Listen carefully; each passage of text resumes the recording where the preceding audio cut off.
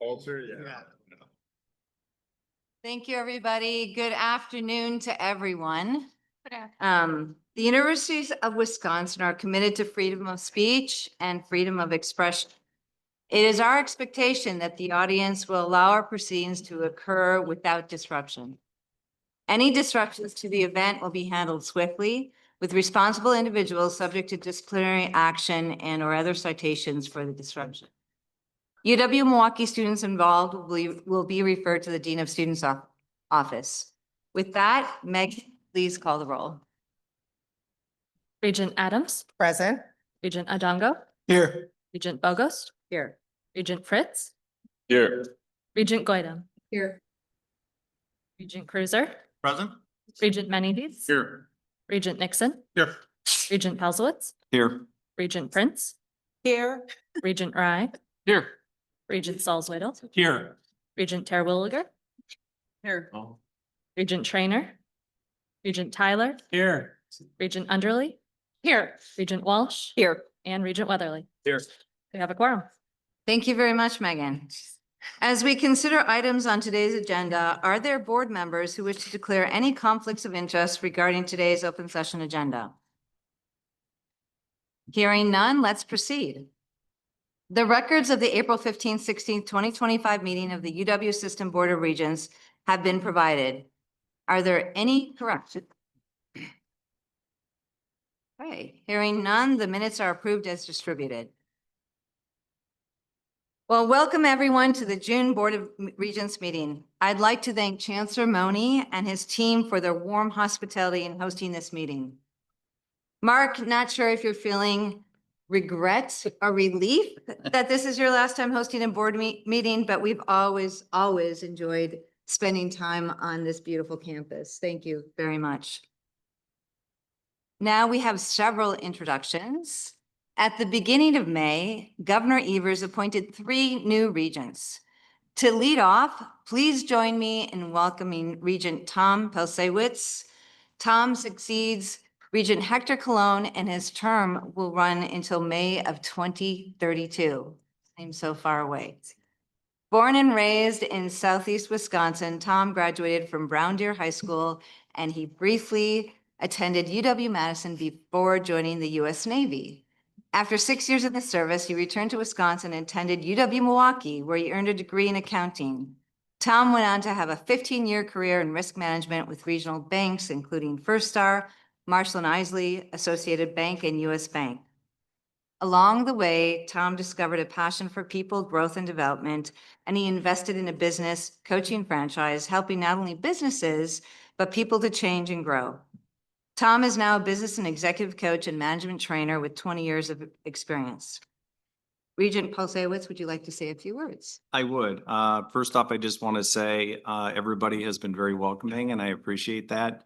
There's a lot to learn, but I really look forward to meeting everybody I haven't met yet and figuring out how I can help. So thank you. Thank you. Regent Linda Terwilliger, whose term also runs until May of 2032, succeeds Regent Chris Peterson. Growing up in a small farming community in northeastern Ohio, Linda went on to graduate from Ohio Wesleyan University and then accepted an internship in UW-Madison's Master of Arts in Teaching English program. Linda then moved to Wausau, where she taught at various schools, including UW-Stevens Point at Wausau, which is formerly UW-Marathon County, and UW-Stevens Point. And for the last 15 years of her career, she taught international baccalaureate English at Wausau East High School. Regent Terwilliger, would you like to say a few words? Thank you. This university is so important to our family. Generations of Terwilligers have graduated from here. Tom's dad, Herb, graduated from law school here, and he also undergraduate here. And my husband, Tom, graduated from here in the law school. I won't say what year. And our daughter, Molly, graduated from the law school here. So, but I got a master's degree in the art of teaching English. So I started in Madison, didn't get my thesis in time, and then had to restart years later at UWSP. So I do have that degree. twice. That's it. Thank you very much. Our third new colleague is Noah Fritz, who succeeds student regent Audrey Jenkins. His term runs to May of 2027. Noah was born in central Wisconsin, and he is a student right here at UW-Milwaukee pursuing a degree in actuarial science. He also is currently working in the life insurance industry with Alliance Life. Regent Fritz, would you like to say a few words? Yeah, I just wanted to say how grateful I am to be here and how thankful I am as a third generation UW student to be on this board and help represent the UW community. Thank you so much. I'd like also to note that later today, we will be officially recognizing the service of Regent Emeritus Héctor Colón, whose time on the board has concluded. And with that, I will now turn it over to President Rothman. Great, Region President Provost, and good afternoon, everyone. It's a pleasure to be with you today. We have several colleagues who are or will be taking on new roles and responsibilities, and I just wanted to introduce them to you. First up, please let's welcome John Chenoweth, who took the helm as interim chancellor at UW River Falls on March 1. John previously served as provost and vice chancellor of academic affairs at UW-Whitewater, where he spent about 23 years. He also served as interim chancellor at UW-Whitewater from April 2022 to February 2023. His experience in that role will serve him well in his new job at UW-RF, where we expect him to serve for an extended period. So welcome, John. Next, please welcome Pratima Gandhi, who will serve as UW-Stevens Point interim chancellor following Chancellor Tom Gibson's departure to this university in early July. Pratima is currently Vice Chancellor for Finance and Administration at UW-SP, a position she has held since 2020. She's had a successful record of managing the university's finances, including a significant role in leading it to financial stability. So welcome, Pratima. Chancellor Tom Gibson, as you know, was recently named the 10th chancellor at UW-Milwaukee, so he is staying in the family, and we are grateful for that. And I'd like to extend our congratulations, Tom, to you on your new role, which will be starting in mid-July. So we look forward to you in that role. We are also welcoming Mike Carney, who has agreed to serve as UW-Eau Claire's interim chancellor to succeed Chancellor Jim Schmidt.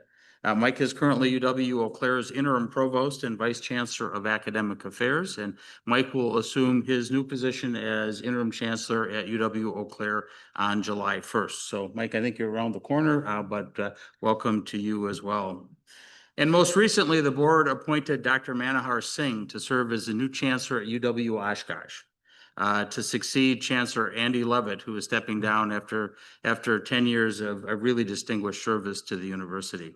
Dr. Singh, who is with us today, has served as the interim president of Western Connecticut State University since August 2023, where he has successfully navigated the institution through significant financial and enrollment challenges, achieving financial stability and fostering sustainable enrollment growth through strategic recruitment and student persistence initiatives. Dr. Singh holds a PhD in finance from Southern Illinois University Carbondale, an MA in economics from the University of Waterloo, and a BA and MA, both with honors in economics from Punjab University in India. Chancellor Singh will officially start his new role at UW-Oshkosh on July 1st, but has been spending time, and I really want to thank Chancellor Leavitt and his team for welcoming incoming Chancellor Singh and really in that transition process. So Manohar, welcome. We are delighted to have you with us. We will more formally recognize, because the meritorious services of three chancellors who this will be their last meeting, Chancellor Schmidt, Chancellor Mone, and Chancellor Leavitt a little bit later this afternoon. And with that, I'd just like to turn it over to Corey King, our chancellor at UW-Whitewater, to make the introduction of the interim provost. Chancellor King. Thank you, President Rothman. Dr. Robin Fox has returned from retirement once again to serve as interim provost and vice chancellor for academic affairs at the University of Wisconsin-Whitewater, where she has been a dedicated leader and educator for over 30 years. Since joining UW-Whitewater in 1990 as lead teacher at the Children's Center, she has held numerous leadership roles, including Dean of the College of Education and Professional Studies and interim provost prior to her initial retirement in spring of 2023. Her work has focused on inclusive education, particularly in preparing teachers to support adopted children. She holds a bachelor's degree in early childhood education from UW-Stevens Point, a master's from UW-Whitewater, and a PhD in curriculum and instruction from UW-Madison. I'm excited that she's a part of the team, so welcome, Robin.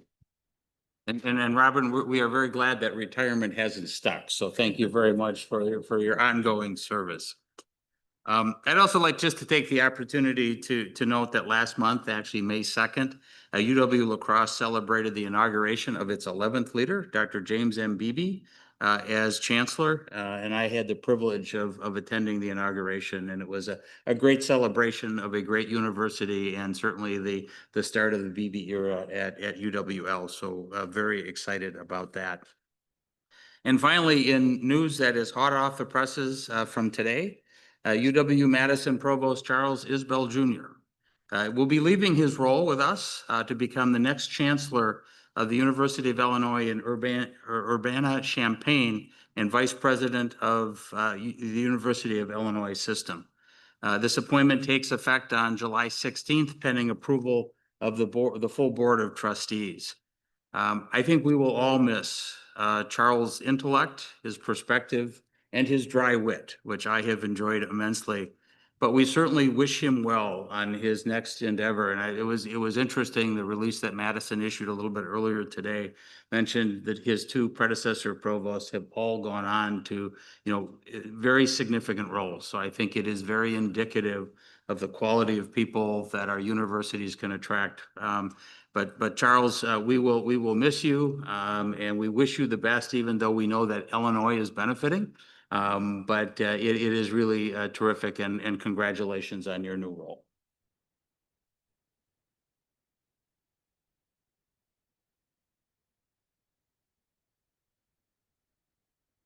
And with that, back to you, President Provost.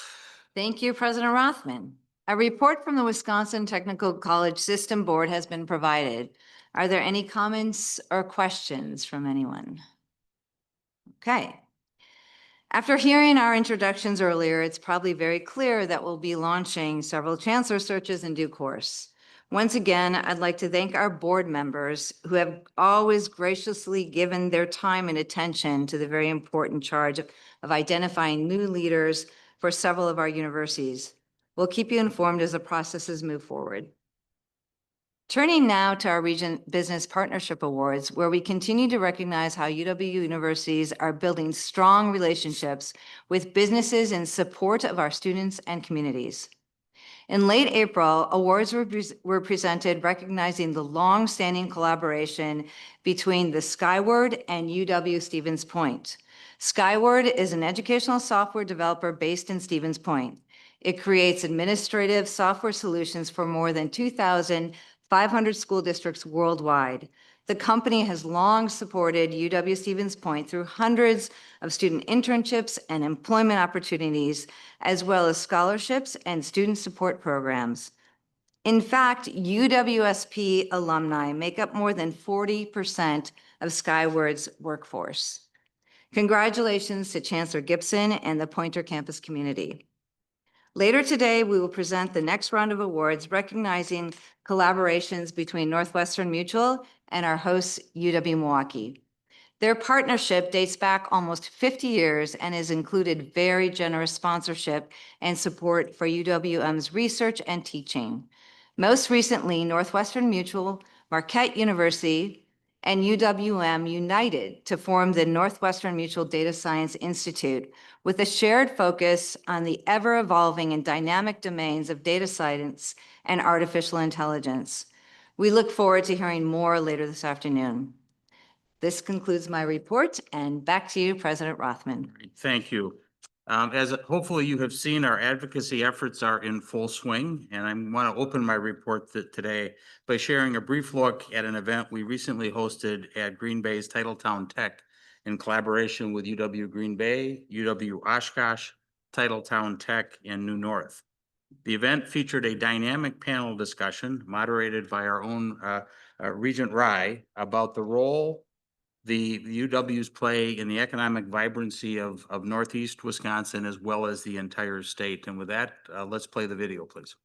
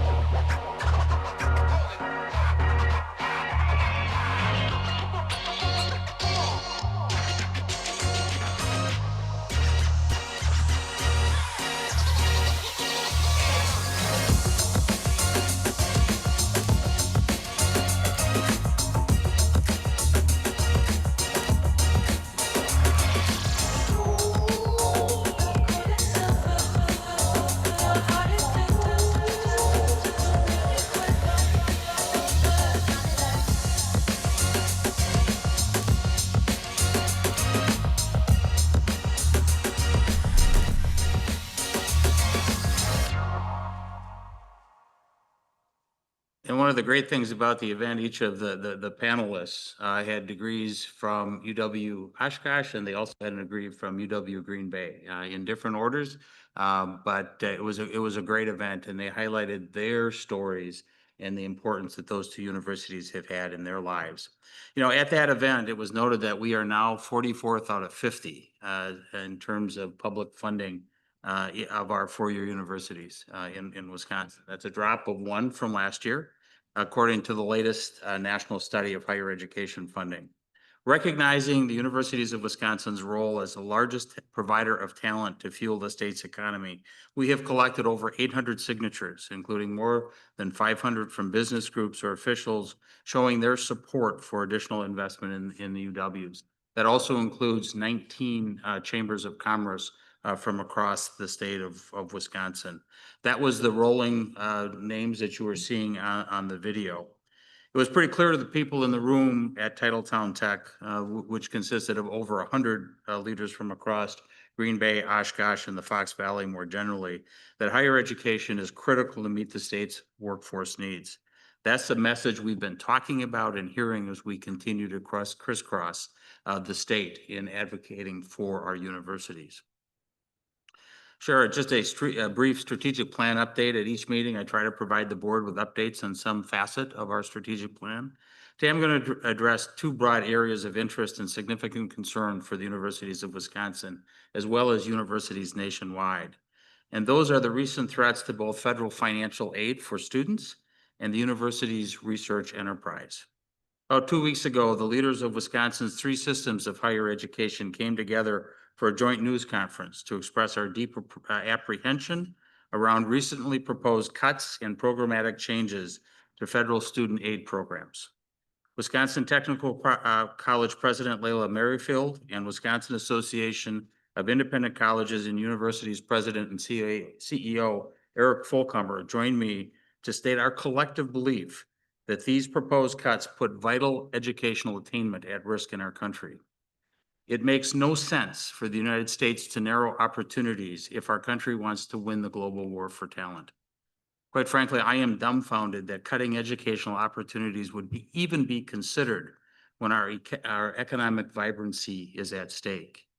Here at the UWs, our 13 universities have nearly 31,600 Pell Grant recipients who are depending on financial aid to access the educational opportunities that will be life-changing.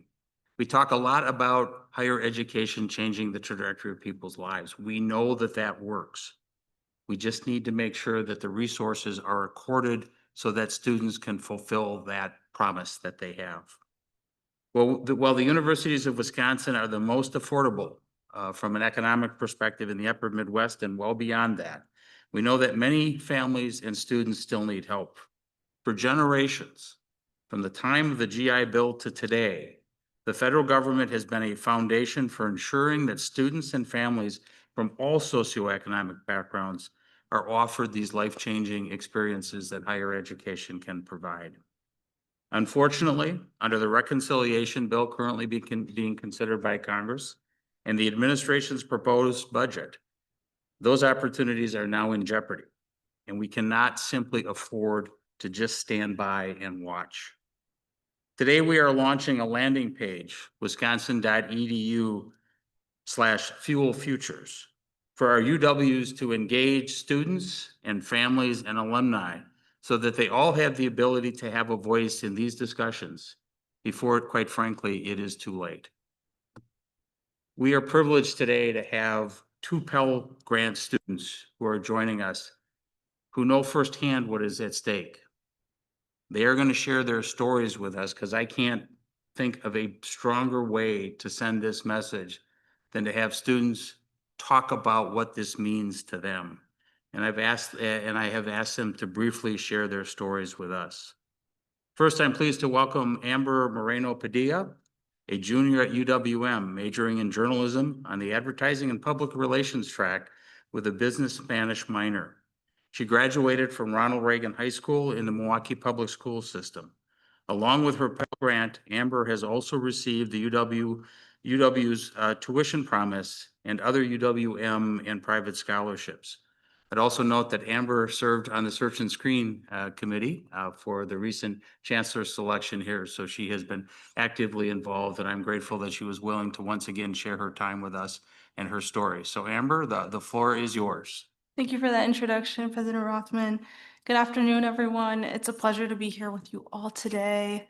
As President Rothman mentioned, my name is Amber Moreno Padilla. I was born and raised in Milwaukee, and this fall I will be entering my 3rd year at UW-M. I'm here today to speak about the Pell Grant and its vital role it has played in my life. In my 2 years studying journalism, advertising, and media studies, the Pell Grant has helped cover about 73% of my student tuition and fees. This financial support is the reason I stayed in state and decided to go to university in the first place. As a first-generation college student, I cannot stress how critical this has been to the success I have found both professionally and personally, as it has allowed me to focus on my education and build the confidence to pursue my goals wholeheartedly. A piece of advice that professors have shared with me and that I've heard echoed by staff and administration is to get involved. In my time here, I've been able to take on leadership positions across different clubs, participate in community outreach opportunities, and volunteer with my peers because of the financial support I've been blessed with. Time is a luxury not many have. For many, work must take a priority if they want to continue with their education at all. This was the case for my brother, who worked full-time all 4 years of college at UW-M and would use his remaining time to complete schoolwork. I'm proud to say he still lives in Milwaukee and is working in the local workforce. Supporting the Pell Grant is supporting UW-M's Access mission, one that values uplifting all individuals who want to pursue a college education, whether that's for themselves, for their family, or for their community. It's a key way to ensure that students like myself have the opportunity to take full advantage of the experiential learning opportunities that university education has to offer. And it fuels not only the vibrancy of our city, but our state. Thank you. Thank you very much, Amber. You can see the impact that you have some faith in the future when you hear Amber talk, but we need to make sure that opportunity is available for others. Another reason to have faith in the future is our second speaker, Deontay Johnson, also from UW-M. He's a senior biology major on the pre-med track. He attended Wisconsin Lutheran High School in Milwaukee and has received a Pell Grant as well as some other small grants to fund his education here at UWM. He is active in undergraduate research and is a member of the cohort researching cancer with faculty at the Medical College of Wisconsin. Welcome, Deontay, and thank you for being here today. Thank you. Good afternoon. My name is Deontay Johnson Jr., and I'm a senior biological science major on the pre-med route. I'm also a Milwaukee native, and I am passionate about public health and epidemiological research. Throughout my time as an undergrad, I've come to truly understand and appreciate the significance of funding. Specifically, the Pell Grant has helped cover essentials such as educational materials and summer courses. One of my proudest moments of my collegiate career was being selected to orally present my research at the Biomedical Research Conference for minority students in Pittsburgh, Pennsylvania, sponsored by the National Institute of General Medical Sciences, which only about 21% of applicants were selected for. While achieving this professional goal was incredibly meaningful, the financial burden nearly kept me from going. I had to heavily rely upon and utilize my connections by reaching out to several different individuals and organizations. Thankfully, my efforts resulted in full funding with the help of 5 different organizations, but the process took significant time away from preparing and perfecting my presentation. From that experience, I learned that being able to fully participate in the opportunities that shape our future require access to consistent funding. Hence the reason why I wanted to be here, to help advocate for funding and to speak about the impact it can make in a scholar's journey. I want to see students who come after me to be able to focus on their goals and aspirations, not on how to pay for them. I want to see change, so I'm here today to be a part of it. Thank you. Deontay, thank you very much. You know, we talk a lot about statistics, but Amber and Deontay are not statistics. They are our future. And this is why this is as important as it is. And I just wanted to thank both of you for being here today. Really appreciate it. Thank you very much.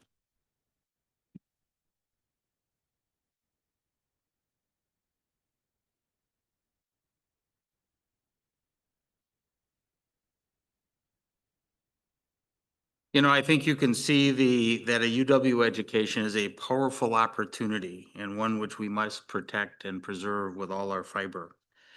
Speaking of that, we now turn to research, and as captured in our strategic plan, alongside providing top-notch education, we consider research to be among our paramount strengths and focal areas at the universities of Wisconsin. That includes the research itself as well as the rich array of opportunities it provides to our students. And now that entire research infrastructure, quite frankly, is in jeopardy, as federally funded research at Wisconsin universities has been recently threatened with massive cuts, as it has at other universities across the United States. The consequences of these cuts would extend well beyond the borders of our campuses to the borders of our state, and indeed our nation and the world. A key ingredient to Americans' competitive advantage in the world is its research infrastructure, built and designed in no small part by the federal government to leverage the expertise and innovative minds found at our nation's universities. For decades, every American has benefited in large ways and small from the results of that partnership. From technologies that secure our national defense and energy abundance, enhance our quality of life, improve our natural resources, bring new and life-saving therapies to patients, and create jobs, companies, and economic prosperity that help sustain our country. Our world continues to face great challenges being met by the world's best minds. But I ask you this question: should tomorrow's technological advancements take place in America's universities, or should that be happening elsewhere? I think the answer to that is pretty clear. So let me just say this debate is not going away, and neither will we, because all of Wisconsin has a lot at stake if we are going to continue to be pioneering leaders in life-changing research. Now, let me share a couple of updates on some state and federal actions. Let me start on the state side. We are currently in the midst of the 25-27 biennial budget cycle. My team and I have continued conversations with the governor's office, legislative leaders, and joint finance committee members in the Wisconsin legislature. As I think most of you probably know, we learned yesterday that the budget discussions between the governor's office and legislative leadership have reached an impasse, at least at this point. And as a result of that impasse, our ranking of being 44 out of 50 in the nation is still not being addressed. We are going to continue to advocate for our important budget request in the coming weeks, and time will tell how this will play itself out. Turning to the federal front, since our last meeting, the House of Representatives, as I mentioned earlier, has passed its version of the reconciliation package on a party line vote. In advance of the bill's package, I spoke with members of our congressional delegation from Wisconsin to highlight the areas of serious concern with the legislation, particularly its impact on our students.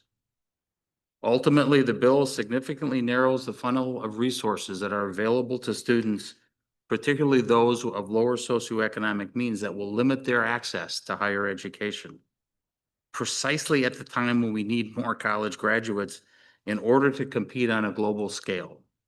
And that simply makes no sense. I joined the leaders of the Wisconsin Technical College System and in the Wisconsin Association of Independent Colleges and Universities to send a unified message communicating those concerns in a letter to our Wisconsin delegation. And we also, that group also held a press conference that I mentioned earlier. I do believe our congressional representatives understand the value of the universities of Wisconsin and its importance to our state. And our advocacy will continue as that bill is now being considered in the Senate. More recently, the president's budget request released last week proposes a nearly $1,700 cut to the maximum Pell Grant award, and that is in addition to the changes in the reconciliation bill. A nearly $1 billion reduction to the Federal Work Study Program, and the elimination of funding to the TRIO and Gear Up programs, to name just a few, all of which, if enacted, will be detrimental to student access and affordability, and to our nation's competitive position on the world stage. Finally, I'd like to offer a brief update on our continuing outreach efforts. You may recall from our last in-person meeting back in February, we presented a short video on our ongoing Mascots on Main initiative, where chancellors, along with their university mascots, visit with local businesses to build support for the universities of Wisconsin. That February video featured UW-Platteville, UW-Stevens Point, and UW-Whitewater. Today, we have a double feature of sorts for you, with two brief videos featuring 6 more UWs, namely Eau Claire, Milwaukee, Oshkosh, Parkside, River Falls, and Superior. And let's roll that first video, please.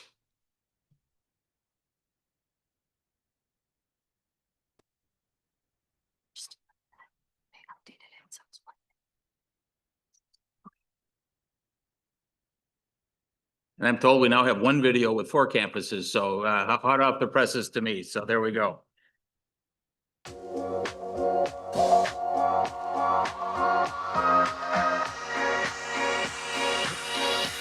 the right one. You are getting 2 videos at the end of it.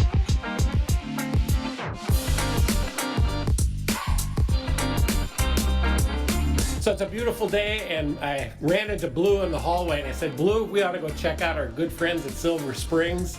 Spring has sprung in Eau Claire. Time to clear out all that winter congestion. I said, you walk into this place and you can smell the horseradish just starting to clear your sinuses, and we can all breathe Eve, so you're knowing that we're gonna be surrounded by friends, by Blue Gold alums, enjoy some great food, and have a lot of laughs. We've been working with the University of Wisconsin-Eau Claire for many years in a whole variety of different ways. We've hired a lot of alumni graduates from there, and we work with the internship program, and we also do quite a bit of research projects with the university. I think at any given time we're about 10 to 15 graduates from UW-EC at Silver Spring Foods, and they're in all different departments. We have graduates in HR, sales, marketing, production, IT, and we even have graduates in senior management and leadership.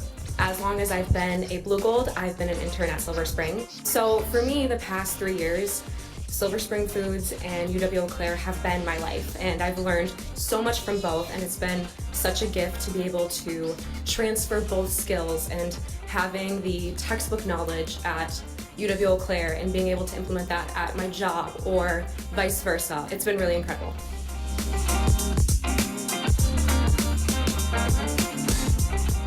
Silver Spring Foods supports the Universities of Wisconsin and the University of Wisconsin-Eau Claire.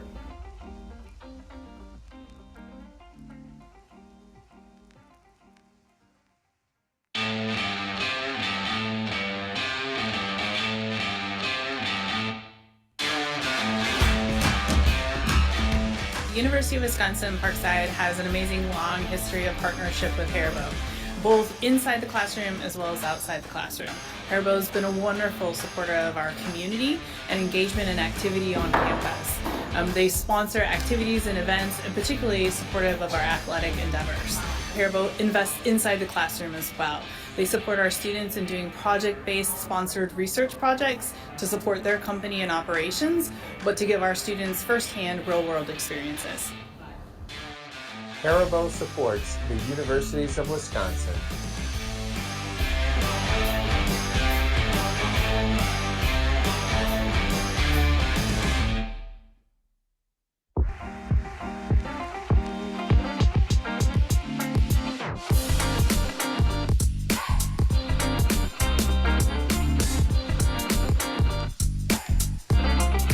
Well, we're here celebrating yet another type of business in terms of the number of employees who work here. ePower, a powerful marketing company here, which is fueled by Titans. So we're always here to celebrate that. We're just happy to spread the great message of UW-Oshkosh. The business and university connection is essential for the creation of a great student and a great graduate. Without the businesses, we don't have that ability to really put that final polish, if you will, on the great learning that's happened at the university. And then, of course, with their employment of our students, that just makes all the difference here in the region. I mean, ePower Marketing has been connected to UW-Eau for a long time, so we've been bringing in interns to help support our business since 2002. Now, at this time in 2025, more than half of our team is UW-Eau alumni. Having UW in the community is just a huge asset, not only to our business, but to the businesses that we support, right? Leveraging what UW-Eau has taught our team and taking that to the next level and making sure that we are empowering local business as well as nationwide businesses and creating a community that just revolves around education and growth. ePower Marketing supports the Universities of Wisconsin and UW-Oshkosh.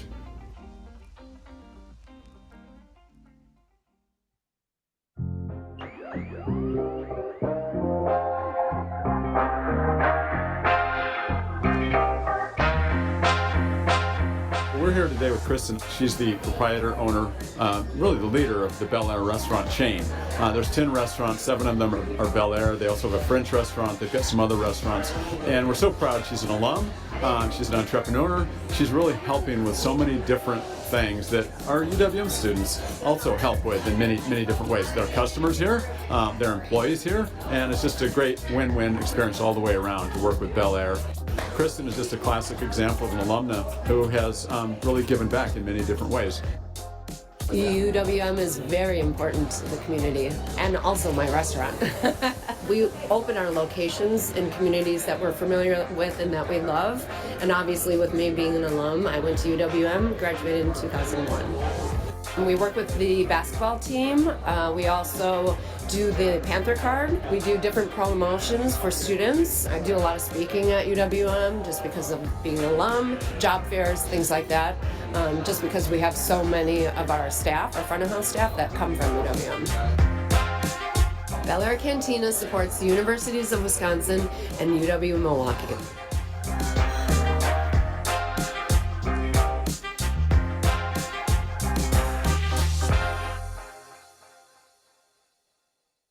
One person and one business at a time, and I'd like to thank our chancellors for being good sports to go out with their mascots. But mascots have a certain appeal that track, and it's important. And it has also been getting, this initiative has been getting some broader attention. Sandy Max, host of WTMJ's What's on Tap, recently highlighted the project as a fun way to remind communities all across Wisconsin how involved their UW universities are in their businesses. Business partners have also been sharing these videos on their platforms, expanding our reach to talk about the importance of the UWs and their community partnerships. And finally, in other outreach, we are currently conducting video interviews with students at all 13 of our universities in a continuation of our well-received faculty shout-out series, where students talk about a faculty or staff member who has made a significant difference in their lives. These videos should start appearing on our social media channels in early summer, and we have a number of faculty representatives here today. They make things happen and change lives, and thank you to our faculty. You know, when we did this last year, those engagements had over 330,000 views. And so we have now made it an annual effort to move forward and really allow our students to tell the impact that that faculty have on their lives and their life's direction. I know I've talked a lot about heavy stuff today. I want to make sure that we remain grounded in our mission. We have the privilege of educating over 164,000 students annually at our universities. We are doing world-class research at our universities, and we are engaged in our communities. That mission is incredibly important, and we have to continue to try to defend it, but we also need to celebrate that mission and never forget why we are here. So again, thank you for your time, and that concludes my report for today. Thank you very much, President Rothman. Are there any questions or comments from Regents regarding President Rothman's report? Okay, we'll continue now and turn the floor over to our host, Chancellor Mone.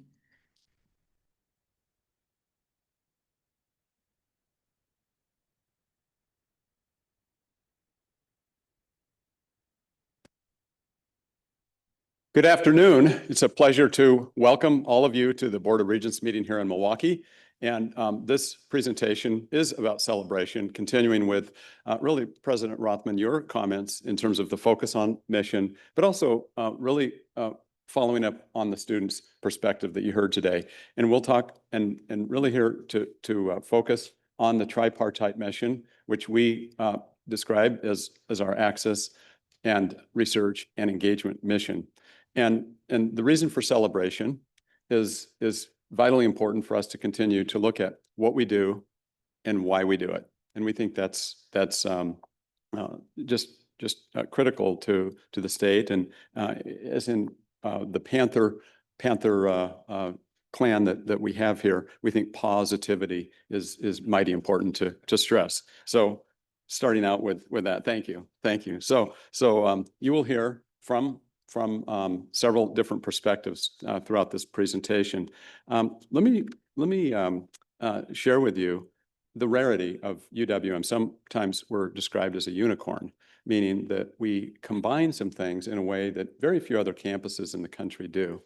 And to dive into that a little bit, we've been recognized by the Carnegie Corporation and the work that across the work that we do for our work in access around mobility, the work that we do in research, and the community engagement. And there are hundreds of some of these campuses that do things, but when you put them all together, there's really only 32 that occupy this particular position. We're also the first in the state of Wisconsin to be designated by the APLU as an innovation in economic prosperity. So that's just a little bit of background, and that's kind of the what. But you could say, so what? What's the importance of this uniqueness? Why is it relevant? Why is it important to set the stage? Let me give you two reasons, and there's probably quite a few more. First, start with the end in mind. Think about this in terms of what President Rothman talked about and what I'm going to share with you later in terms of some of the state and federal data looking at the workforce shortages that exist today, but also in the future. So we think about the talent pipeline, and that's what's critical about the research, about the student graduation levels that we have, and why it's so important to focus on some of the disparities that we have, and why access is so important for closing many of those gaps. I'll elaborate on that further today. Research, bring this home. Think about in your own families. How many individuals have had cancer? How many individuals have Alzheimer's? How many individuals have health issues, or if you think about the environmental impact or advanced manufacturing or any number of different areas of research? the importance of the changes that research can bring about. And then finally, when you put those together, access, research, what a powerhouse you have to truly be able to engage in the community. So I'm going to talk today about redefining the university, getting beyond the borders, the physical borders of any of our campuses, and truly engaging to make a difference with intentionality. So that's a little bit of the why and the so what. But I want to give you one other example, and or one other reason, and that is around the way that there's nothing else like a university built like UWM that can truly be the change agent. What is change if it isn't learning? And in the psychology literature and what we know about learning is that it is a relatively permanent change in attitude, skills, and abilities through usually some sort of experience, typically in whether it's classroom or experiential learning. So I'm going to talk a lot today about change. In fact, every one of my slides will really have a change header because that's the inflection point. That's what a university does so well. And there's a lot of different components to that. So let me start with illustrating about access and dive into this a little bit more. I'll start with an experience that happened a few weeks ago. So a lot of my examples will be anecdotes, but I'm also going to bring in scale and statistics and numbers. But I want to try to personalize this. I was at the dry cleaner a few weeks ago, and a woman recognized me as being at UWM. She said, "Are you UWM?" And so we had this conversation, and she said, "I went here for my master's degree. I got my PhD elsewhere, but what happened at UWM couldn't have happened elsewhere. It was a special experience, and it gave me the confidence to go on. I'm today at a Fortune 500 company, and I have an incredible career, but the starting point for me, despite a great undergraduate and remarkable doctoral experience, was what happened at UWM. It was some 10 years ago, and it was just phenomenal. And I have this type of experience happen quite a bit. I'm sure many of you do too, but it's really neat to hear that. So let's broaden that out from an anecdote and talk at scale about access. Access really is the pathway. Think of it in that way. It's a pathway. It's a way to bring an on-ramp to a lot of communities and a lot of individuals that otherwise don't have access to education. And that's truly part of the unique select mission that UWM has. And in the largest city in the state, with an incredibly amazing population of companies, of students, of all sorts of different elements, from economic development to recreation opportunities and everything else, it's vitally important to have that. So when you talk about scale, we graduate 5,300 students per year, and they go into the top demand, fast growth areas. So we talk about those in terms of STEM, healthcare, business, a variety of other areas, computer science, and so forth. And when we think about the redefinition, I throw you have on the slide 3 different partnerships that expand well beyond. And I've talked about these at Regent meetings before, so I'm not going to elaborate or go into depth on them. But our partnerships with technical colleges are revolutionary in the sense that not only did we work with the local area technical colleges, but we have them now, several across the state, that are wanting to join this partnership that allows 60 credit hours, all 60 to transfer, and all classes to transfer in to UWM, and really apply that in a very deliberate manner to advancing. So this is a cost reduction and speed to degree target. M cubed, you've heard me talk quite a bit before about M cubed. And one of the things that I want to share with you is a story about an individual who's pictured in the lower left-hand corner. He's the center student. His name is Jesus Luis Villamil. And Jesus was telling us at this 10-year celebration a few months back that he graduated from Milwaukee Public Schools, South Division High School. While he was a senior, he earned 25 college credits at MATC in UW-Milwaukee, and he saved an awful lot of money. During his journey, he explored a number of different colleges, and he participated in what we call our Smart Start program. And through this partnership, which by the way has 100,000 students in it, with Milwaukee Public Schools, Milwaukee Area Technical College, and UWM, what he was able to learn is well beyond a bridge program, but actually a year of wraparound services. And he did choose UWM after looking at a number of campuses, and he's here today studying linguistics. But let's scale Luis's experience and talk about since 2019, we've had 700 students earn 8,000 college degree credits, saving them $2.6 million. That's scale. That's remarkable in terms of what we are doing. And that's just one pillar of more than a half a dozen major types of partnerships that we have within M-Cube that are making a big difference at scale. Higher Education Regional Alliance does some similar things across the collegiate post-secondary environment where we have a lot of partnerships, and we've seen the graduation rate in southeastern Wisconsin elevated because of our deliberate intentionality, as well as some of the ways to bring together what previously had been a lot of sharp elbows, meaning that we, before the development of the Higher Ed Regional Alliance, had a lot of individual turf areas in private, technical, and four-year education environments that we've been able to bring together. So this is really what underscores the importance of access as the foundation. It's the pillar of all the things that we do. We talk about research. We've been recognized for the 4th time as a Carnegie Research 1. There's 147 of those in the country. And one of the themes that comes through is the focus on doctoral students. That's one of the dimensions. There's several dimensions that define R1, but this is a critical one.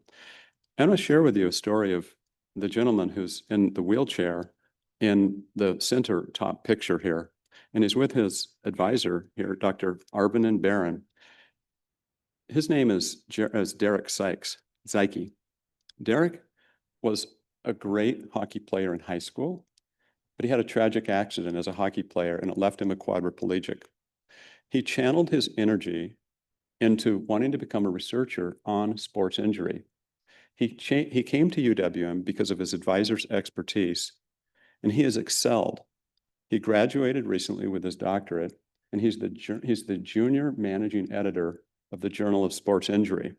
His area of focus is on women with spinal cord injuries, women athletes with spinal cord injuries, which is pretty unstudied until he really has pioneered a lot of important research in this area. This is the life-changing impact of the research that happens here. Patents and licenses, we've got over 215 patents and a number of significant licensing and option agreements. And I want to tell you about one. Dr. Karen Frick is one of our top scientists. In fact, in the country on Alzheimer's research, she's one of the top scientists. She's participated with President Rothman and others talking about the importance of federal funding. She has received significant federal funding and has many, many graduate students that have worked in her labs over the years. In fact, she's part of a significant national network. She has developed, through her company, Estrogenics Therapeutics, novel treatments, hormonal replacement therapies without a lot of the damaging side effects for women post-menopause that have memory loss. This is a game changer. Think about the impact of this with respect to the all too common memory debilitation, things that happen to so many individuals. So this is, again, the research, but bring it home, think about in our own lives, the impact of this.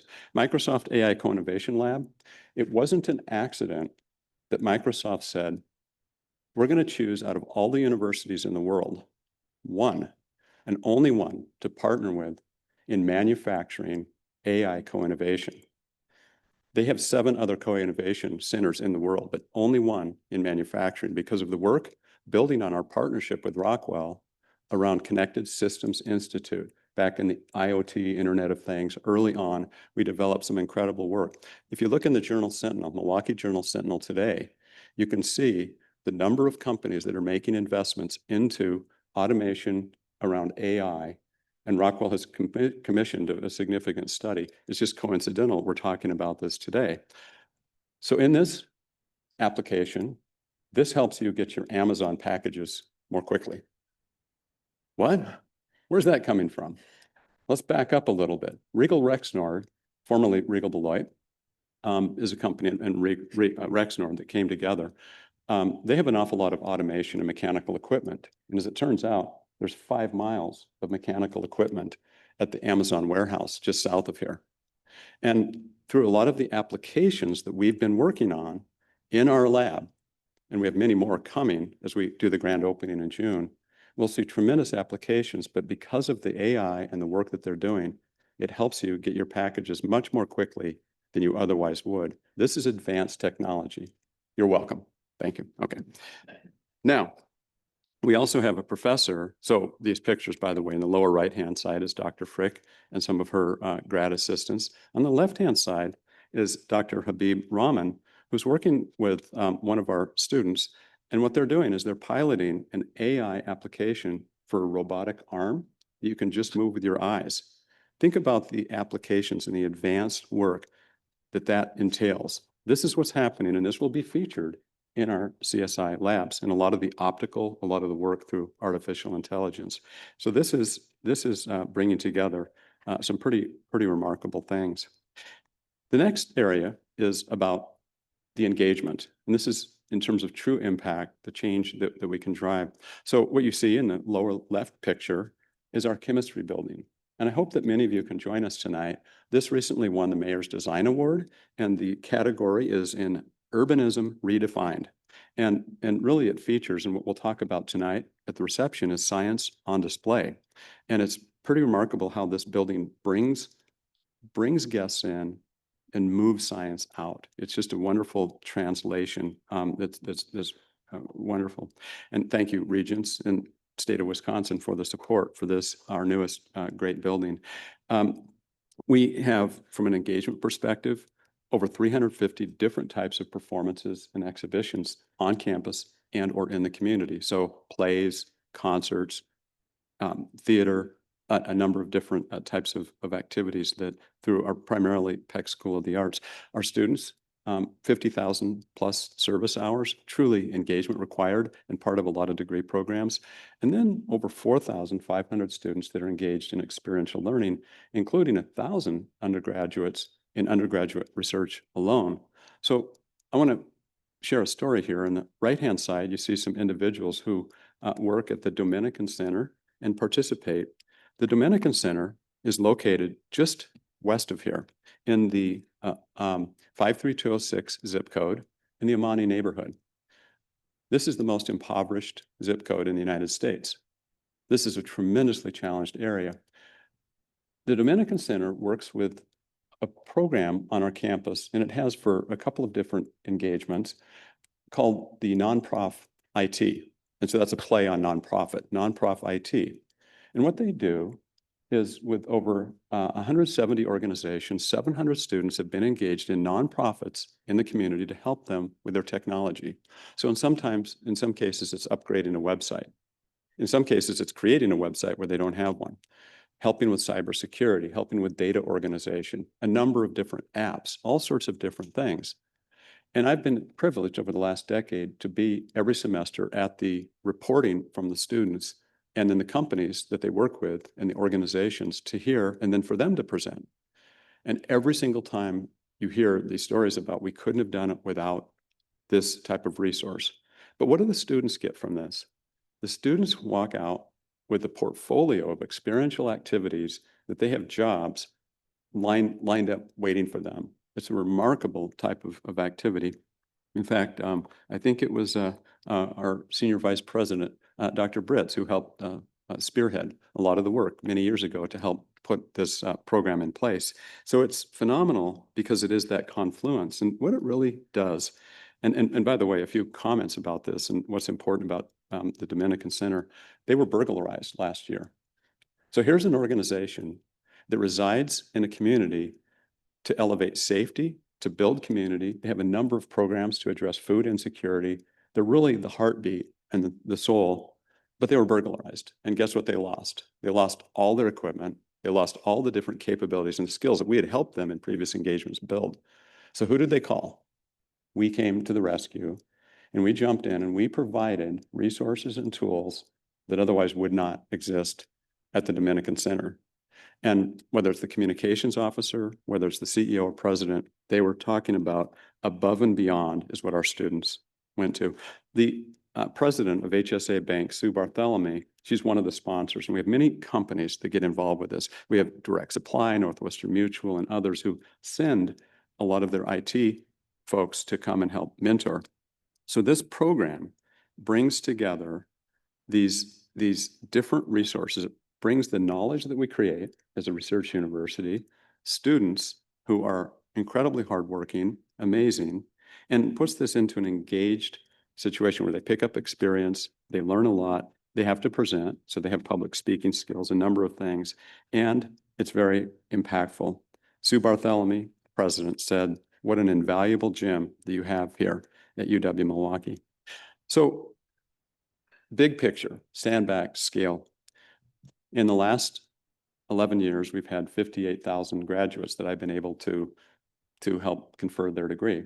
It's been quite impactful. We had a recent graduation where we had 3,500 students eligible for graduation, and we had so many that we ran out of diploma holders. This is a good problem to have. We ran about 35 short, and we had extra, but you don't know on graduation day how many are actually going to show up. And so even with extras, people want to be back. And that's what's important to know about our universities today. People really do. Faculty, staff, students, they really are back in powerful ways. But two things stood out to me at this commencement. One was for the first time, and I thank Dean Kim Litwack for suggesting this. Thank you, Kim, for a nursing ceremony that she'd had, I think it was the day before, talking about how many of you are first generation? And that got such a resounding crowd message. It was so meaningful. 41% of our students are first generation. So when we talk about change, this is truly an inflection point in their lives and in their families' lives. So it is remarkable. There's another moment that stood out when we gave Cindy Bentley an honorary degree. Who is Cindy Bentley? Her picture is here on the right. On the left are just many of our graduates. But let me have our friends at WTMJ4 tell you about Cindy Bentley. At Sunday's UWM commencement, thousands of graduates are walking the stage, but one special woman, Cindy Bentley, received an honorary degree. She's been fighting for inclusion, equity, and civil rights her entire life. We learned about this story because her coworker, Nancy, sent us this email. So our Gideon Verdeen went to the graduation and joins us now with her story. I am pleased to confer upon you, Cindy Bentley, the Honorary Doctorate of Humane Letters. All my work over the 21 years has paid off. Sydney Bentley may not be a traditional college graduate, but her impact is undeniable. The longtime disability rights advocate received an honorary doctorate degree from the University of Wisconsin-Milwaukee. I'm overwhelmed, but I'm also happy. I don't know what to say. This is a big honor. Born with fetal alcohol syndrome and an intellectual disability, Sydney overcame the odds to become Wisconsin's leading voice for people with developmental challenges. In 1999, she co-founded People's First Wisconsin, a statewide advocacy group empowering others to speak up on issues like healthcare, housing, and voting rights. I matter. My life matters. And people used to say my life didn't matter, but my life matters. Even what I went through, I'm a hero. The ceremony will be the final commencement for Chancellor Mark Mone, who is stepping down after 11 years. He says UWM is proud to honor someone who has dedicated her life to justice and visibility for all. Here's a person who speaks up for those with intellectual and physical disabilities, who is such a great champion, and what her story is about, the power of that and enabling others to say, I can do anything. It is what's in your heart. Thank you. Now she takes the stage with thousands of graduates, a special moment for every voice that has ever been silenced. I had to work hard to get here. You treat people how you want to be treated. And people with disabilities deserve love. All they want is love. In Milwaukee, Gideon Verdeen, TMJ4 News. Well, I have to tell you, this was something that was unusual, but remarkable to see, the standing ovation that Dr. Cindy Bentley got. The Regents know that in closed session, they had seen the package, the materials, and know how special she was. A number of incredible accomplishments of this woman. And what's neat is that she was, some years back, the International Special Olympics Athlete of the Year. She's incredibly competitive. She's smart. She's just done wonderful things. In fact, we think this is the first honorary degree in the entire UW history to have someone with physical and intellectual disabilities have this type of recognition. And I have had nothing but groups come forward and tell me how meaningful it is for her to be showcased like this. So we think it's pretty special, and this is what we do at the UW system. So one thing that also brings home our impact is the work that we do in healthcare. And I've talked about a few examples. We can talk about manufacturing, we can talk about environment, we can talk about the arts and various things. But this is a significant area simply because so many of our students, a majority of our students actually graduate in 20 different healthcare majors. We have an amazing array of majors. You don't often hear chancellors say, I'm turning students away in various programs, but this is one that we do. And the reason why is physical capacity. We are constrained. We can put with this health sciences renovation program, some examples of which in terms of some of the simulations, some of the centers you see across the bottom, we can put programs such as our occupational therapy, which is where I'm getting some hand treatment after a little crash you might have heard about, getting a little hands-on treatment there, so to speak. That is something that we can put 300 more graduates into the talent pipeline per year. Let me put this in perspective. The state workforce development economists in DWD project that by 2031, there will be a workforce shortage in the state of Wisconsin. I'm not just talking about job openings. I'm talking about the net job openings relative to the talent available, 241,000 short by 2031. That's 6 short years away. Of those, what we know is that the healthcare report, Wisconsin healthcare report that was just published, shows that 45% of the job growth is going to be in healthcare. This is why I wanted to spend a moment on this particular issue. This is critical. Nobody can solve this without the power of the UW system. Combined, what we can do is phenomenal. We have an opportunity. This is such a no-brainer. And I think the #1 project in our state is the Prairie Springs project also, with respect to what's happening at La Crosse.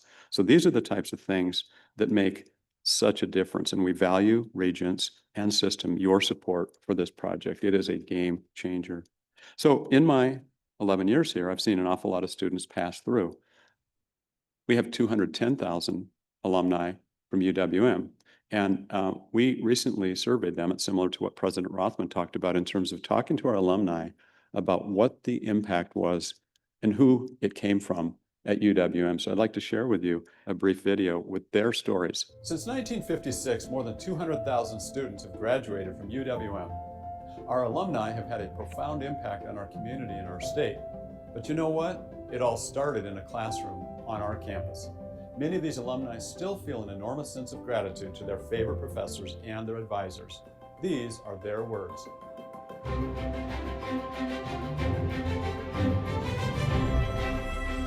From the first day of class and throughout the years that followed, you've continued to inspire me to greatness. Even now, a decade and a half later, I still share lessons and stories learned in your class. You made people see their potential and strive to do their very best. I will never forget you, and I'm approaching 75 years old. I'm so grateful for the way you pushed us to think deeper, laugh louder, and never settle for anything less than our best. You were an encourager. Over the years, I've been working to pay that energy forward. Thank you for putting up with all our nonsense. Thank you for tutoring me all those Wednesdays. I would never have been able to graduate had it not been for you. You saved my future. As a first-generation college student, I didn't know the ins and outs of higher education.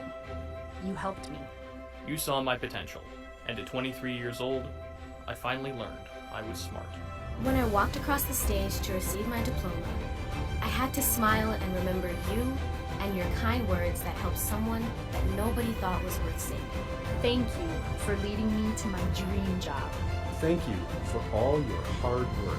Thanks for believing in me.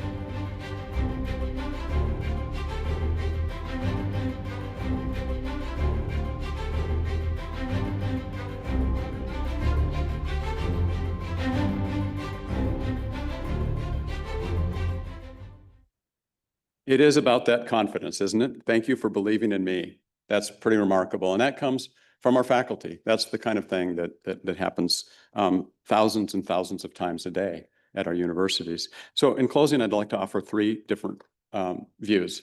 I'm going to hit you with the what, the why, and then a call to action. The what. What do we do?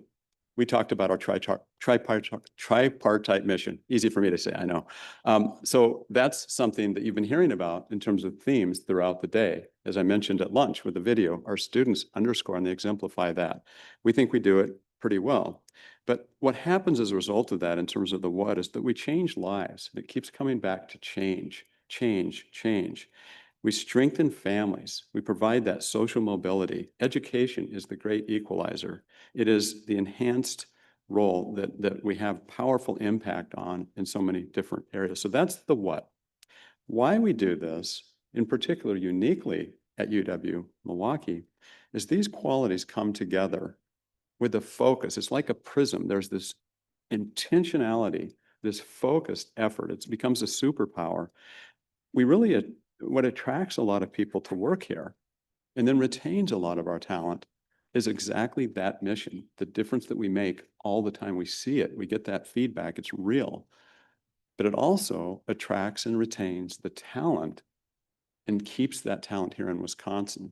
You've seen earlier in some of the presentations today about how 83% of our students are from this region and how many of them stay here for a long time, if not forever. I can't understand why in retirement people don't all stay here. It just boggles my mind. But we see that. And what happens is that if you talk to the leading employers, and we'll hear this from Northwestern Mutual later today, but if you talk to Rockwell, Advocate Health, but the small employers, the medium-sized employers, what you'll hear, and I hear this all the time, we're the backbone of the labor force.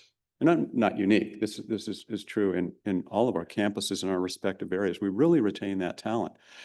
And so you've got the backbone, you've got the volume, but our students also become the leaders.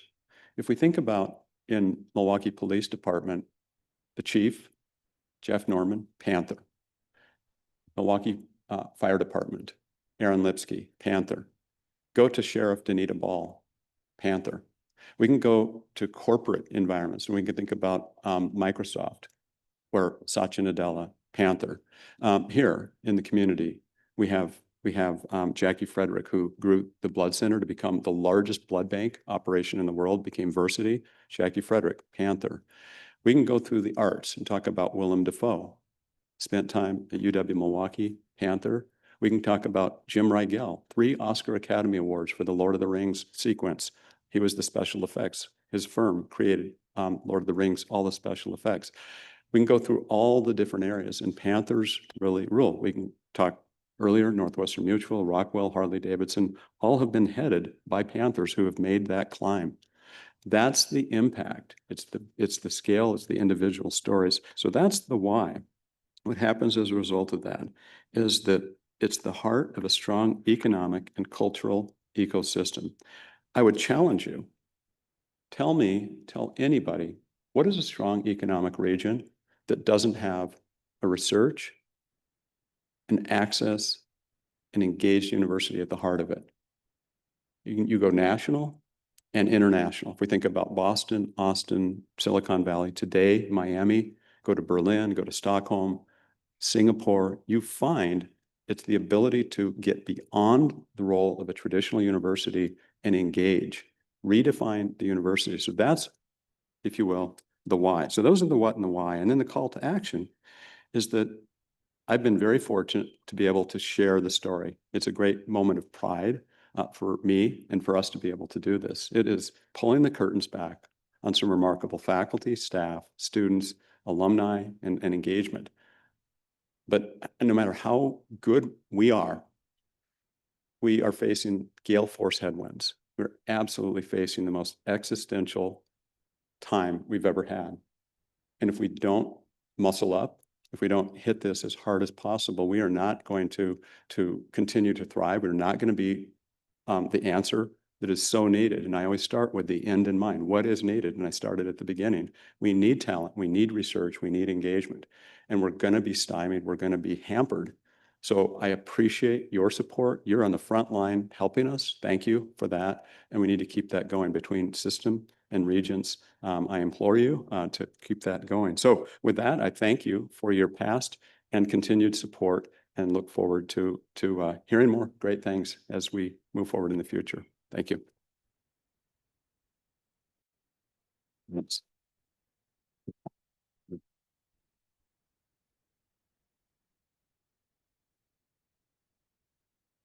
Thank you so much, Chancellor Mone, for really highlighting so many ways and the impact that UW-Milwaukee has, not just here in this community, but throughout the state and throughout the world, frankly. So thank you very much. At this time, I just wanted to see if any regents had any comments or anything they want to share. Okay. Thank you so much. Okay. At this time, we'd like to recognize the contributions of our good friend and colleague, Regent Emeritus Héctor Colón, to lead us in reading a resolution of appreciation and calling upon Regent Ed Manydeeds.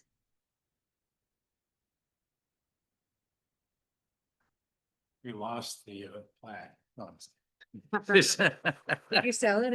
I sold it. That's right. Well, this is a time when someone is leaving the board that we talk about he or she and remember things about them that are so impressive.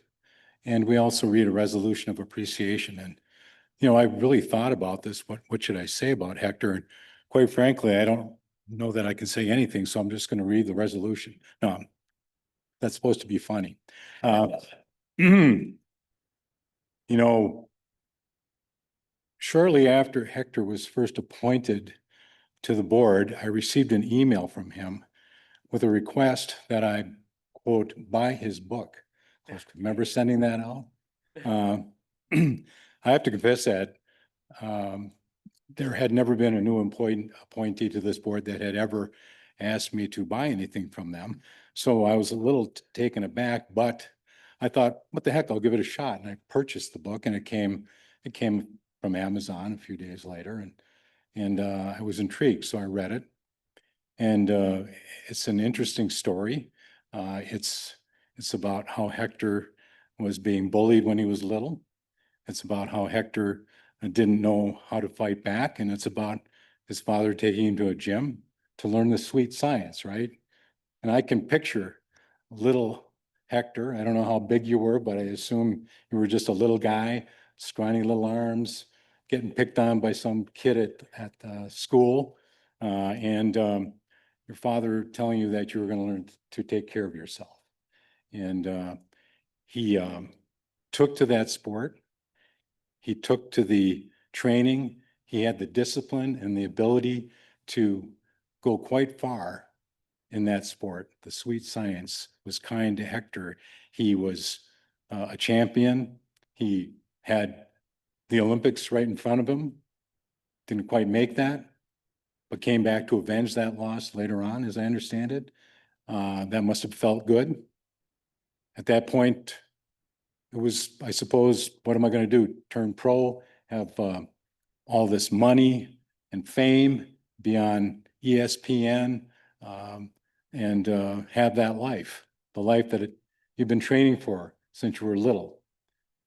But at some point, I read that you went to a holy place and you had a vision of what your life should be. And that was a man of God, someone who would live that life, almost the exact opposite life of a life of violence, of a life of potentially ending someone else's life or being injured yourself, to trying to help people in their struggle of life. And that's how you've conducted yourself ever since that time. And like everyone, Héctor's not perfect, although, you know, at times when you read his book, you think he might be. But he went on to use his training, his never give up attitude, with his newfound, I guess, non-confrontational style of persuading people to do things. You know, Hector has a way of speaking that is non-confrontational. It's soothing. As a matter of fact, Hector and I didn't see eye to eye on some issues. And he would start talking and explaining his view and the basis for it and how he felt. And he was so convincing that he almost convinced me that I should change my view. And I mean that. But that skill is what he uses to his advantage to help other people. I just want to say this to you. You are so skillful at that, that as a Roman Catholic, you talked your way into being the president and CEO of Lutheran Social Services of Wisconsin, which to me is amazing. Well, Hector started with the board in March of 2022, right when we were heading into the COVID problem. And he took a spot vacated by Regent Gerald Whitburn, who was legendary. And shortly after he was appointed, and probably about 4 years from this very time in this very room, I decided that I was going to run for president, and you supported me, talked in my favor, nominated me, and I will never forget that. It meant a lot to me. You went on to be a great help in everything that we tried to do as a board at that time, that troubled time. We came together and we did several important things that are still guiding this board today. You know, Hector has gone on and went on to become one of the leaders of the board. Every time he would give his opinion or speak on an issue, people would listen. He wasn't someone that spoke all the time. And so when he did speak, it was important and people took note of it. So I have to say that it's been an honor and a pleasure to serve with you on this board. And now I will read your resolution, and then it will be your turn. So a resolution of appreciation, Regent Hector Colón. Whereas Hector Colón has served the citizens of Wisconsin and with distinguished leadership during his 5 years on the Wisconsin System Board of Regents from 2020 to 2025. And whereas Hector served on the Audit Committee throughout his term, enduring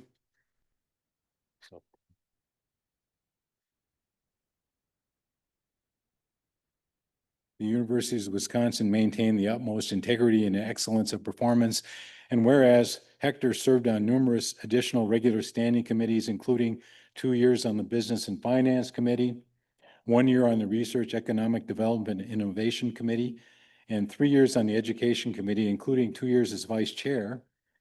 And whereas Hector, a staunch advocate for strong campus communities and student support, championed the contributions of outstanding individuals and programs throughout the University of Wisconsin. Serving for 5 years on the Diversity Awards Committee, including 4 years as chair.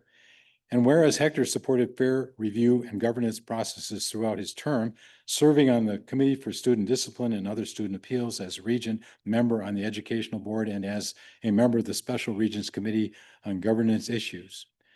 And whereas Hector resolutely contributed to the assessment and selection of new leadership, serving on special region committees for the UW Parkside Chancellor Search, the UW-Milwaukee Chancellor Search, and UW System President Search. That's one of our most important jobs. Whereas Hector's unique experiences as an athlete and the leader of a nonprofit organization have reinforced his perspective to foster and support a well-rounded experience for past, present, and future students at the University of Wisconsin. Be it therefore resolved that the Board of Regents of the University of Wisconsin System hereby offers heartfelt thanks and condemnation to Hector Colón for his dedicated service to the state of Wisconsin and wishes him well in his future endeavors. Congratulations. You see.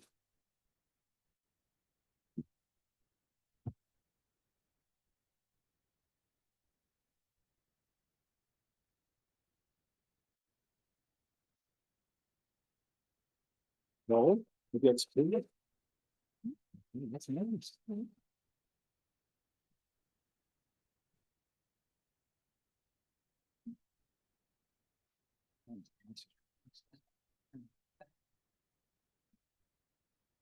Right here.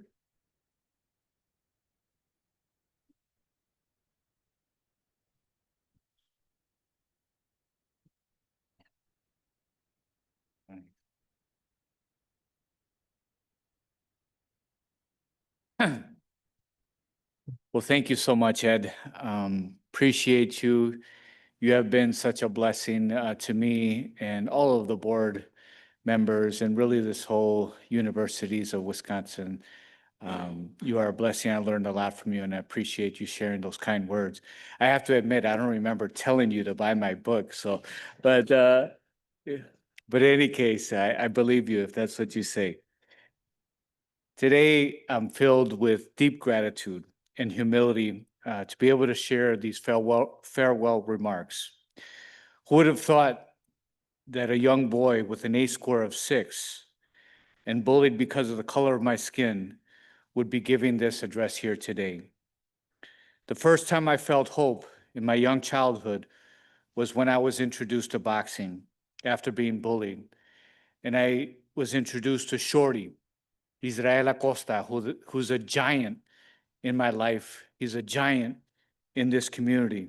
He believed in me and he gave me hope that led me to the Olympics, the Olympic trials in 1992 with the hopes of going to Barcelona, Spain. Then I lost to Jesse Brasino, which ended my hopes of winning that gold medal for my coach, Israel Acosta, Shorty, that giant, and signing that multi-million-dollar contract so I can lift my mom, my friends, and my family out of poverty. Then I found God and gave my life to him, feeling this joy, this peace, this love that I did not receive from the world. I continued to box, and then I fought Jesse Brasino again for the U.S. welterweight title in 1993. And this time, I knocked him out in the first round. But then I put it through a year of prayer and discernment. The promoters came back, but I felt a strong calling away from the sport. It was the hardest decision I ever made in my life, but something I felt profound in my heart that I should step away. And now there was much uncertainty ahead of me in terms of my career. What do I do and where do I go? Until I was admitted at UW-Milwaukee. And once again, I felt hope, where I eventually became a double Panther. I want to thank some key people, personal anchors that helped me get to where I am today. First, my mom, for her quiet strength, her tireless sacrifice, a strong woman who taught me resilience and perseverance and how to love. My sister, who read to me as a young child, taught me math, and gave me a good foundation to succeed. And she also inspired me with her temperance when she gave up drugs so that she could be an aunt to my daughter. My wife, for her constant love, support, and guidance. She has been my best coach, also my toughest. Special thanks to Carol Hartline Searles, Mary Tower, Ginny Stoffel, among others who helped me believe that I belonged in college and I was destined to do something great. Special thanks to Bob Atwell, who alerted me to this opportunity and encouraged me to apply. From the bottom of my heart, I want to thank Governor Evers. I understand there are over 150 applications when I was applying. And in the process, I expressed some of my personal views, some of which differed from Governor Evers, and he still chose me. That's equity and diversity and inclusion, my friends. I want to share my deep gratitude for Stephen and Megan and all the staff for all you have done for me and for what you do to make all of this possible. And please forgive me for all the times I forget my passwords and I give you extra work. I'm so sorry. I feel so bad about that. Deep appreciation for my fellow Regents. Your wisdom, your courage, your commitment is second to none. I'm so thankful to have met you and have developed lifelong relationships. I want to stay in touch. Please, let's do that. I want to say a word about the faculty and staff across the great universities of Wisconsin. You are the beating heart of this system. As a previous student, board member, current parent of a student at UW-Madison, and a taxpayer, thank you so much for all you do each and every day for everybody in this incredible institution. I am proud to have witnessed and personally experienced that the universities of Wisconsin produces champions, not only in sports, but in every profession, in every community. In hospitals, our graduates are on the front lines, saving lives, improving the health and well-being of our communities. Our graduates are leading businesses, launching startups, employing others, and revitalizing communities. We have engineers who are building infrastructure, driving innovation, and solving some of our most complex challenges. These are not isolated wins. These are proof of our value, our reach, and your return on investment. Having said that, I believe now is the time to be bold, to be visionary, and to be courageous. With our President Jay Rothman and this board and our momentum, you have what you need. We know you face many challenges. 43rd, actually 44th, I just heard, in higher education funding, federal executive orders, demographic shifts and trends not in our favor, complex challenges in each and every one of our communities.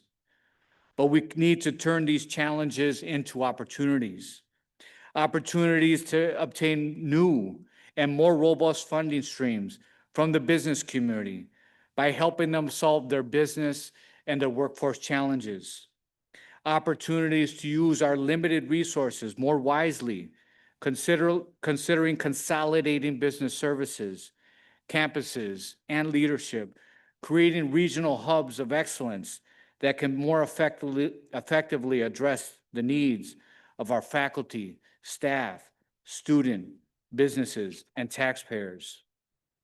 And opportunities to make sure that we are laser focused at creating and changing our program offerings to prepare students for the future economy. Opportunities to reimagine diversity and inclusion from what it looks like to what it feels like.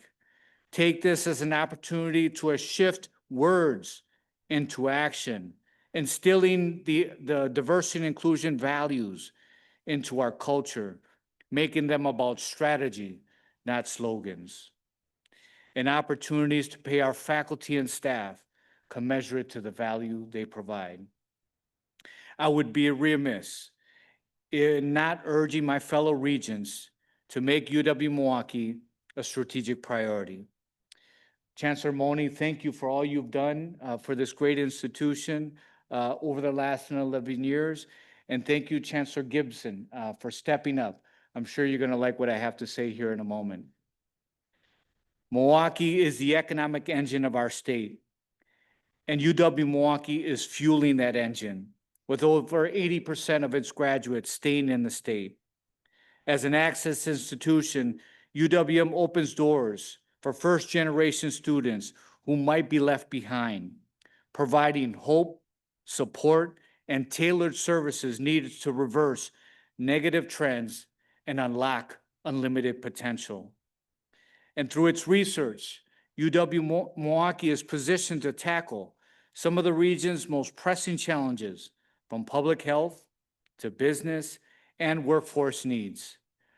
When we solve them here, right in Milwaukee, they will have ripple effects that will benefit not just Milwaukee, but the entire state.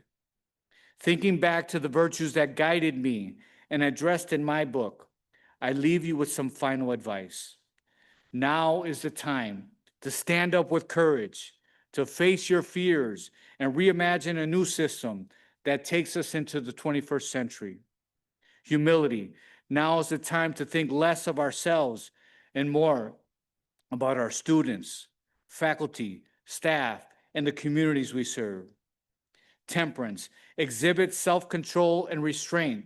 When those low blows come, sometimes you can't fight back. You got to learn how to bob and weave and roll with the punches, and sometimes even take it on the chin to advance the mission of this great institution. Magnanimity, strive for greatness, become the best university system in the country, the undisputed champion. It is within your reach. Perseverance, be willing to fail so that you can succeed, because if we never fail, we won't reach our full potential. As my coach Shorty used to say, don't give up, champ. Thank you for allowing me to serve. I'll be your biggest cheerleader for all that you are and for all that you will become. Thank you.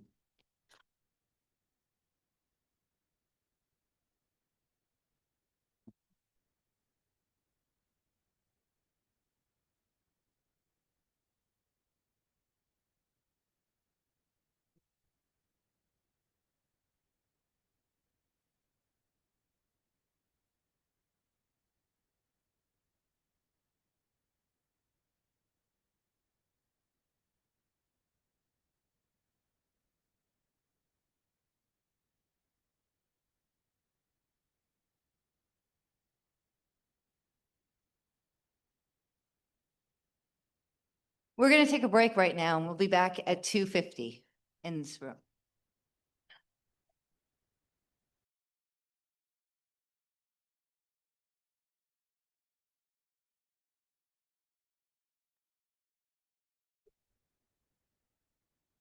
All right, thank you, everybody.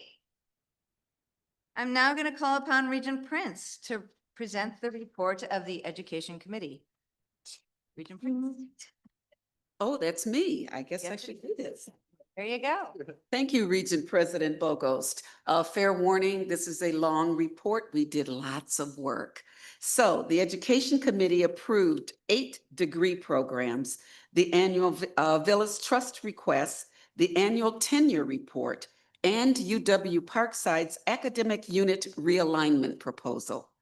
We approved the annual request for funding from the Villas Trust Fund for UW-Madison and UW-Milwaukee, which totaled over $7 million this year. Funding supports scholarships, fellowships, professorships, and special programs in art and humanities, social sciences, biological sciences, physical sciences, and music. We approved, I take a deep breath here. We approved UW-Eau Claire Bachelor of Arts and Bachelor of Science in Philosophy, Politics, and Economics. This multidisciplinary program integrates the logical and conceptual rigor of philosophy, the knowledge of government institutions and public policy of political science, and the quantitative expertise in markets and resource allocation of economics.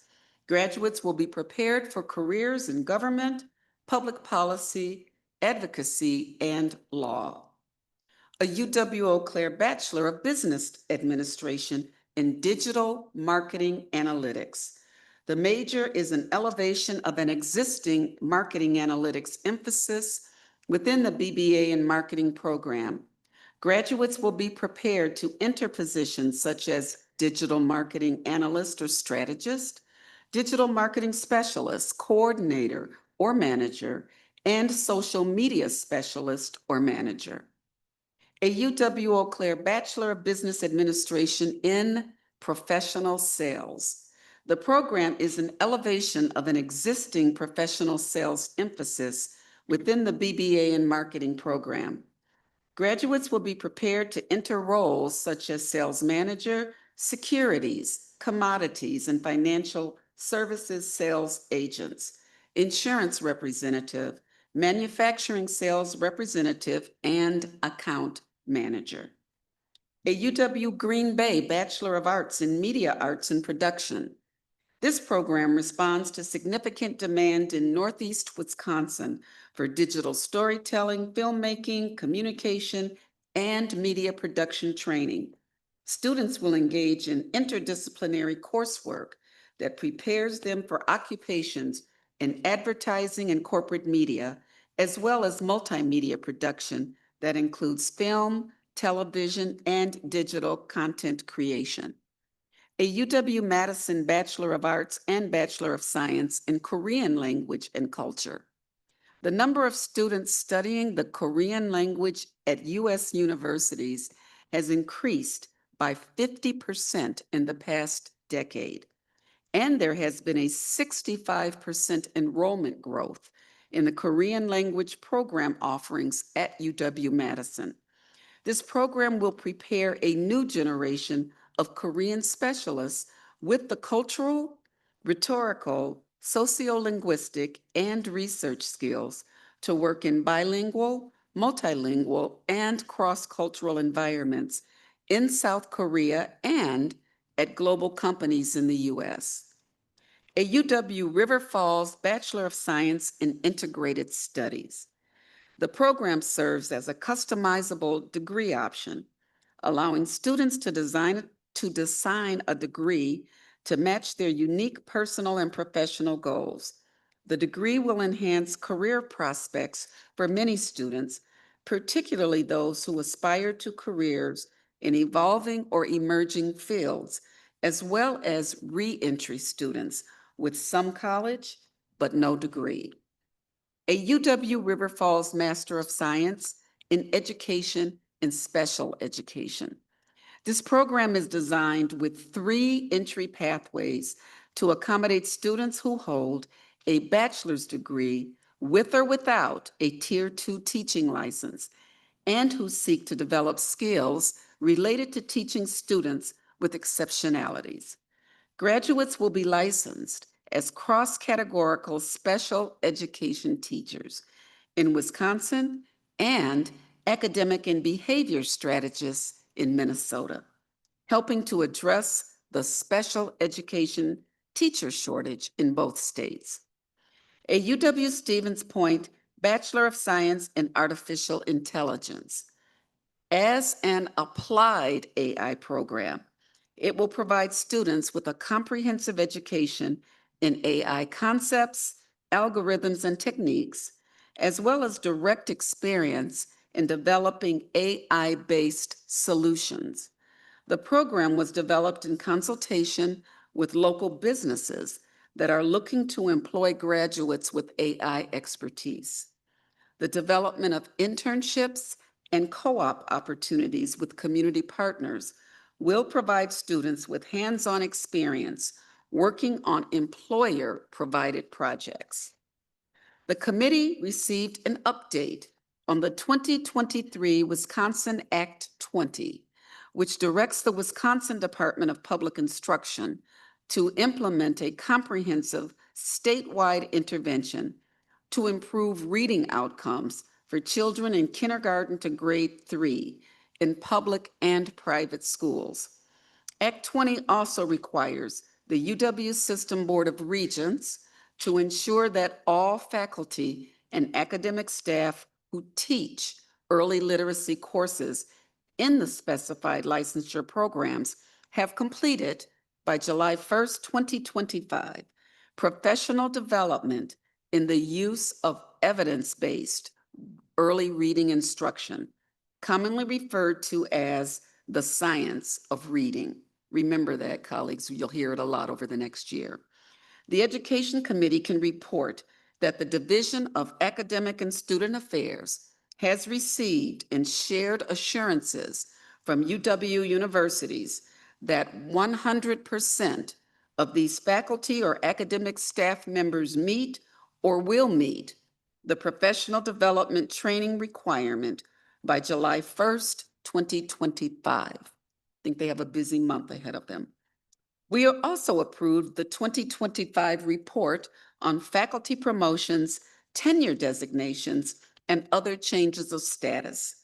Regent action is the final step in the rigorous tenure process, and we congratulate the more than 420 faculty members who have been newly tenured, promoted, and hired with tenure.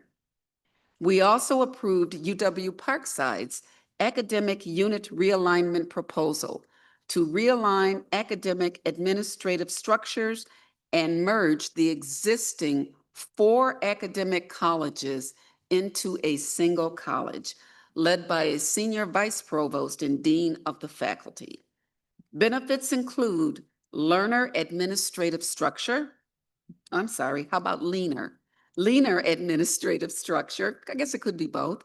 Efficiencies and cost savings with resources directed toward advancing the university's mission, process improvement, and enhanced collaboration and innovation. Realignment does not change program array or department structures, nor does it impact accreditation status of any program. The goal to complete integration of processes and budgets is June 30th, 2026. The committee welcomed back a panel that had presented in April on the ADA Title II Digital Accessibility Workgroup efforts to help UW universities comply with a new federal rule by April 24th, 2026. This follow-up discussion addressed next steps to support compliance and implementation of best practices. In addition, the committee heard a host campus presentation led by Provost Andrew Dare on how UW-Milwaukee uses data to improve student success. Presenters highlighted innovative ways UWM uses data generated regarding enrollment, retention, course grades, progress reports, and other data. And finally, the Division of Academic and Student Affairs provided strategic updates. Senior Vice President Johannes Britz and his staff shared progress on dual enrollment, direct admit, veterans policy and practices, and artificial intelligence. And UW-La Crosse Provost Betsy Morgan provided an update on the work group that looked at criteria for program elimination as well as collaboration. Phew. Regent President, this concludes my report, but I'll have something to say after we hopefully approve this. Therefore, I move for adoption by the board resolutions C1 through C10, Resolution E, and Resolution F. Thank you. Any discussion? I'm sorry. There was a second. Any discussion? Okay. All those in favor? Aye. Any opposed? Okay, motion passes. Thank you. You And weren't if I- kidding. That was very, very action-packed. It was Thank you very action-packed. much. Could I say one more thing? Yes, absolutely. Could we acknowledge, because as you know, we did the faculty promotions, the tenure designations, but we have 2 faculty reps here who are part of that list. They're looking like, who are part of that list, and we would love to congratulate you. So Jonna from Whitewater and Nicole from Superior, stand up.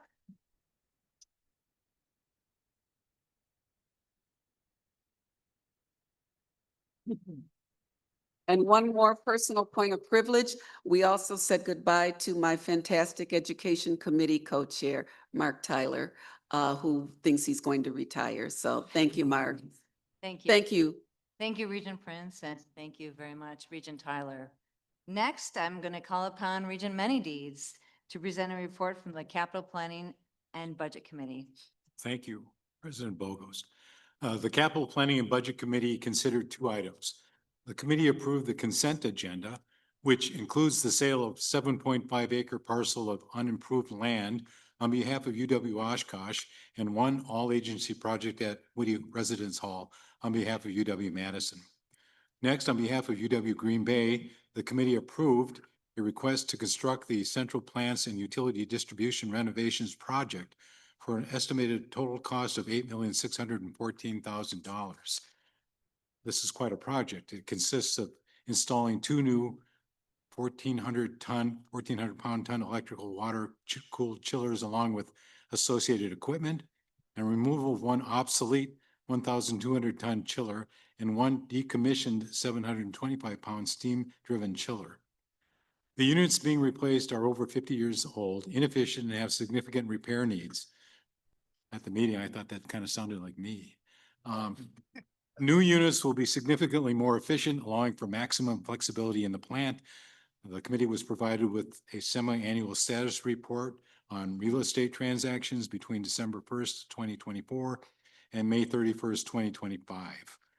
The committee then heard a presentation by Robin Van Harpen, Senior Vice Chancellor for Finance and Administrative Affairs, and Melissa Spondanuta, Associate Vice Chancellor for Facilities Planning and Management, on capital planning and progress to support our unique Tripartite, and I knew I was going to mess that up, mission. I'm not going to try it again.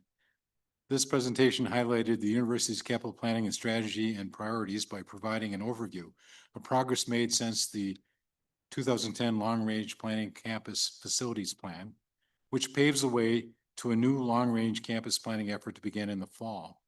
The presentation provided brief updates on projects recently completed or underway, as well as UWM's most important unaddressed major academic facility needs: the health sciences renovation and the engineering and neuroscience project, both crucial to Wisconsin's talent pipeline.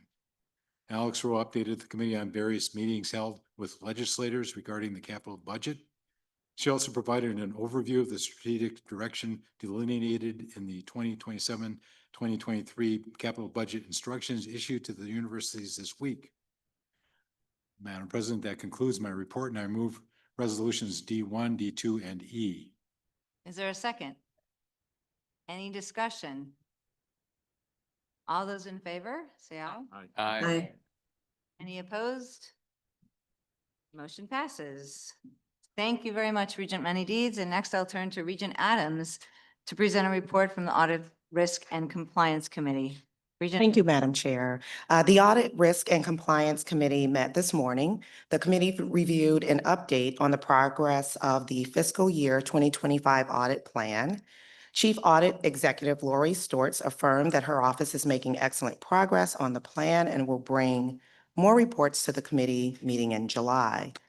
Next, the committee was provided with high-level results summary of the audits recently issued by the Office of Internal Audit since our April meeting.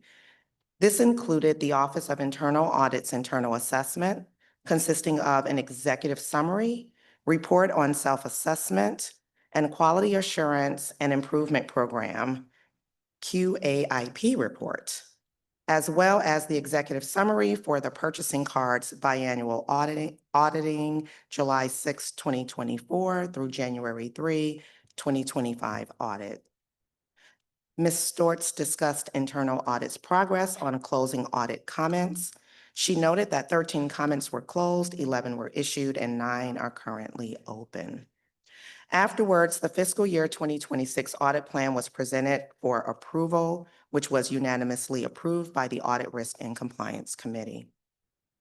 Regent Goyton raised the topic of mental health infrastructure on our campuses.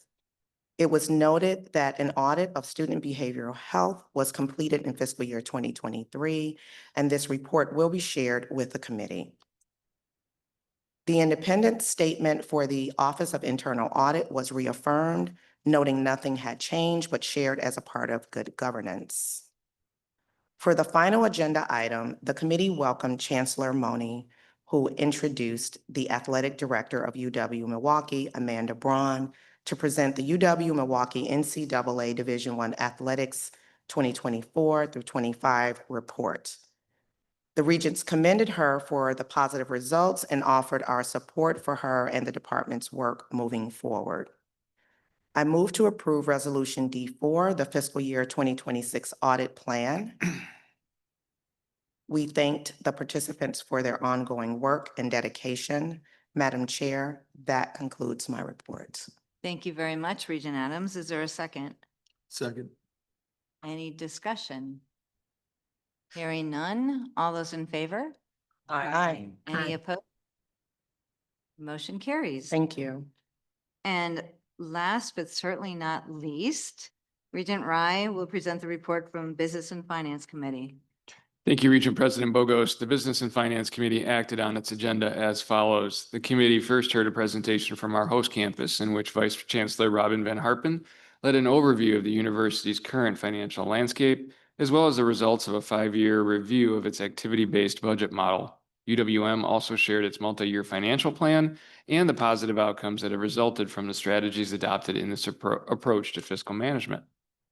Next, the committee approved UW-Madison's request for a $10 increase in its undergraduate application fee from its current level of $70.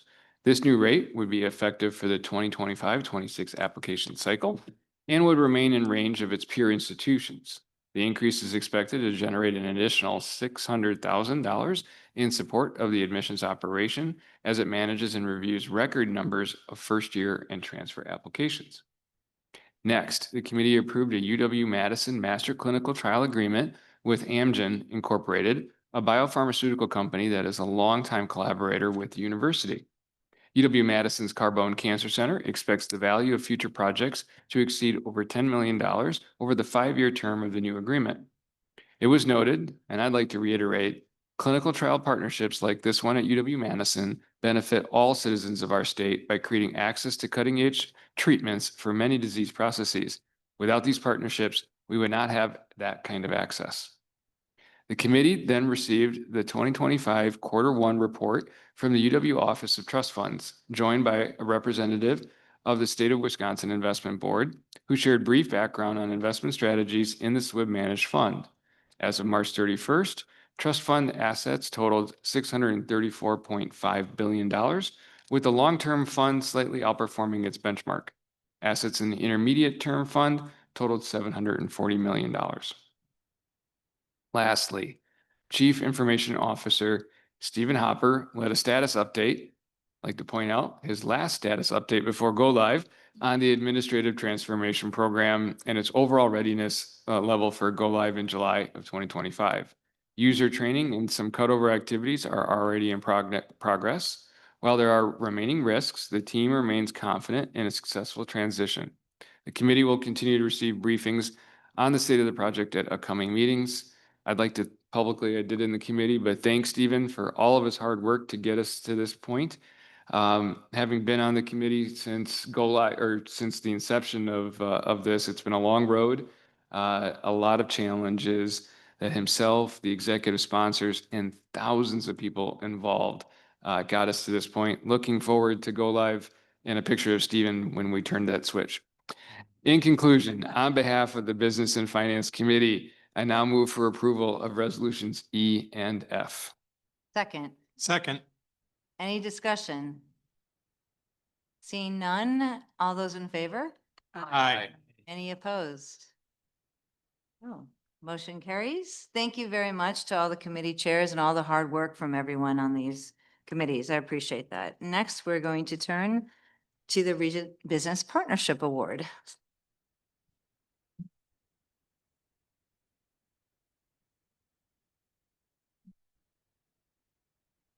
The Board of Regents created the Regent Business Partnership Award 2 years ago after hearing multiple business leaders describe how important the local university is to their companies. After listening to these business leaders, we realized that it was time to recognize the investment companies around Wisconsin are making in our universities and to publicly acknowledge what we're hearing all the time: how critical our students and graduates are to the success of some of Wisconsin's most significant businesses. So today, it's a pleasure to recognize the partnership between UW-Milwaukee and Northwestern Mutual. You will hear more about the importance of this partnership in just a minute, but let me just say that UW-Milwaukee is fortunate to have a business like Northwestern Mutual as such a vital partner. I want to congratulate both the university and Northwestern Mutual on receiving the Regent Business Partnership Award. I'd now like to call upon Chancellor Mone. Thank you very much.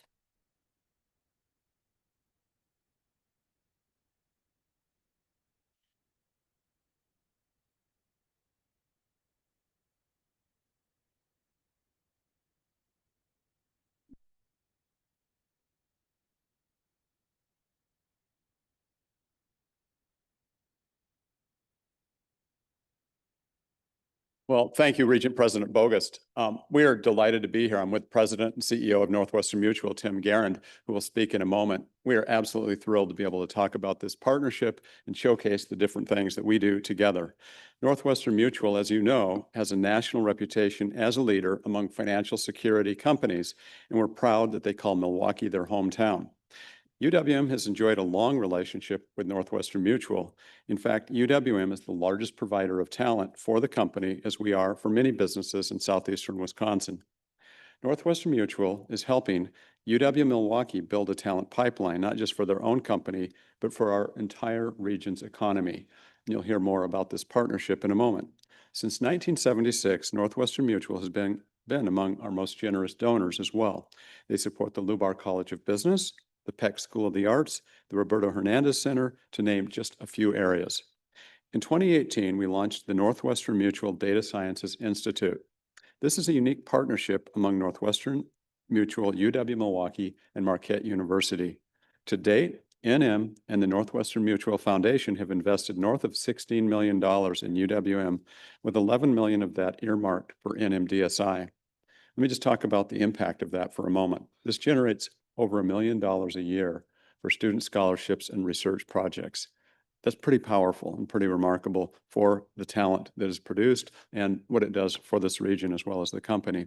So this type of support also is helping support Dr. Parush Papatla, who holds the NMDSI Endowed Professorship. It also includes significant scholarships, research awards, and curriculum awards for innovative teaching and curriculum development, particularly in data science, artificial intelligence. The projects that are being supported address all sorts of issues.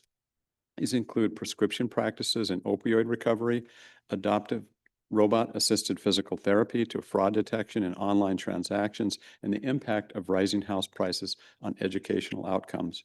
NMDSI has broad appeal because it seems that everyone is thirsty to understand how AI fits into the world.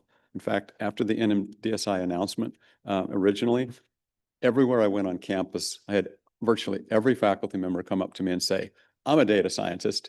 I'm a data scientist. I'm a data scientist." It really is powerful. And today, of course, who isn't, adept at and engaged with artificial intelligence? So the Institute has really become a go-to source of knowledge for the Higher Ed Regional Alliance. That's the coalition of 17 colleges and universities across southeastern Wisconsin, which really benefit from the partnership with the NMDSI. We have faculty from across this university that have engaged in overseeing a number of different data science programs. And I'm just not talking just about business and information studies faculty. We have representation from criminal justice, kinesiology, political science, education, psychology, sociology, and more. So NMDSI has supported data science certificate work. It's participated in the UWM Summer College for Kids and Teens programs and many, many other areas. From 2020 forward, in fact, we've had 223 students from grades 6 through 12 go through these programs and many hundreds more slated for the future. That's the talent pipeline. So NMDSI has also launched a data science club on our campus, which grew from 75 students in just a year and a half, which grew to include 75 students. The club was recognized as the Emerging Student Organization this year by UW-Milwaukee. I'm really thrilled to see what a resounding success this partnership has been so far, and that wouldn't have happened without the visionary, collaborative leadership of Northwestern Mutual. Now, I'm pleased to welcome Tim Garand, who is the President and CEO from Northwestern Mutual, to say a few words. Thank you. Thank you very much. Thank you.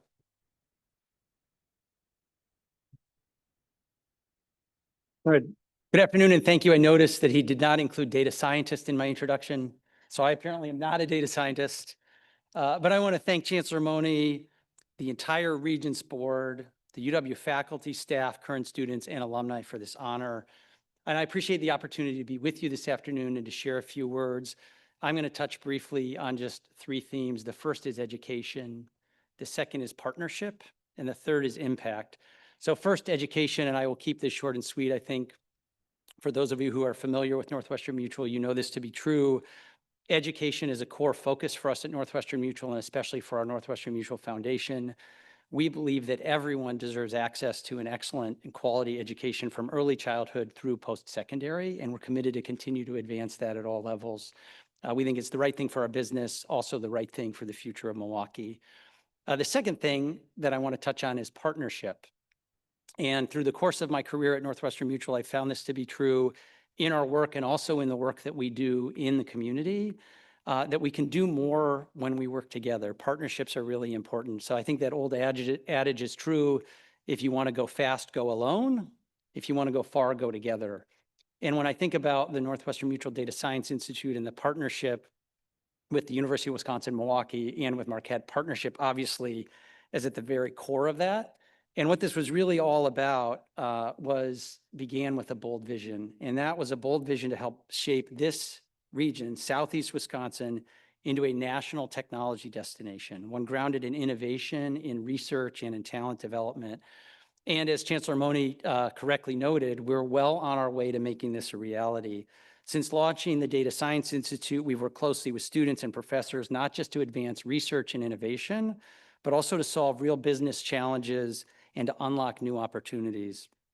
So that collaboration, this partnership, is ensuring that students graduate with technical skills and real-world experience that employers like Northwestern Mutual are looking for. The third thing I want to mention is impact, because that's really what this is all about. And also building on some of the points that Chancellor Mone made, the impact of this partnership is tangible already. We've supported the launch of 3 new academic programs in data science. We've helped to develop 10 new courses focused on AI and advanced analytics and data science.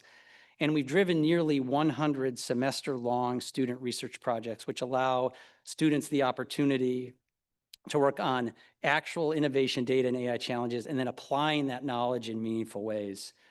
We also appreciate what this partnership and the work together means for the impact of the talent pipeline in Milwaukee. Just a couple of examples for us at Northwestern Mutual. Nearly 1/3 of our Northwestern Mutual data function interns have come from a University of Wisconsin campus. And we're proud to say that many of them have converted to be full-time employees. And obviously that's a huge business interest for us, is our talent and workforce of the future and cultivating that here. I had to fact check this stat because I wasn't sure it was true when I read it. But I knew that University of Wisconsin-Milwaukee has sourced more full-time employees than any other school. What I didn't know is that number is now north of 1,300. So we have more than 1,300 employees who came from the University of Wisconsin-Milwaukee, which is the highest number of alumni from any school or any one university. I think it's safe to say that's not just a win for us at Northwestern Mutual. It's a win for Wisconsin and for the city of Milwaukee. We are developing great talent and then keeping that talent here in our city, in our community, and giving those employees the opportunity to grow and develop skills in the profession within their career of choice. That's just one of the many examples of things that we're doing to help advance this talent pipeline. Our partnership with others, including like All In, is another example of how we're helping provide not only access to quality education in Milwaukee, but advancing opportunities for those students to attend college, including many of them right here at University of Wisconsin-Milwaukee. As a brand new CEO, I can tell you I'm really proud of what we've done already with the Northwestern Mutual Data Science Institute, but I'm even more excited about what this partnership holds for the future. So I want to thank you again for the time this afternoon, and I appreciate the opportunity for us to continue this good work for the good, certainly of our company, but also our community here in Milwaukee. So thank you very much.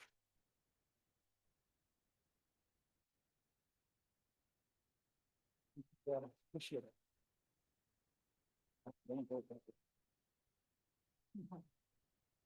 I will be brief, but having spent the bulk of my adult life in the city of Milwaukee, I appreciate the absolute impact that Northwestern Mutual has in this community and across the United States. And wanted to thank Tim and his team at Northwestern Mutual for their support of UW-Milwaukee in particular. And you heard about the philanthropic support. You heard about the business partnership and collaboration. And you heard about hiring our students as interns and hiring our graduates. It is a mutually beneficial relationship for which we are grateful. And I'd just like to thank from the bottom of my heart on behalf of all of the universities of Wisconsin, Tim, your great support of our university here in Milwaukee and elsewhere. And with that, I will invite Amy back to the podium to make the official award. Congratulations again, Chancellor Mone, and to Northwestern Mutual for this amazing award and all that you do for UW-Milwaukee. We're very grateful. Thank you. Thank you. Yeah, you're very welcome, and we Yes. appreciate the partnership. Thank you. Thanks. Thanks, Jim. Yeah, thanks, Jim. Appreciate it. Thank you. All right,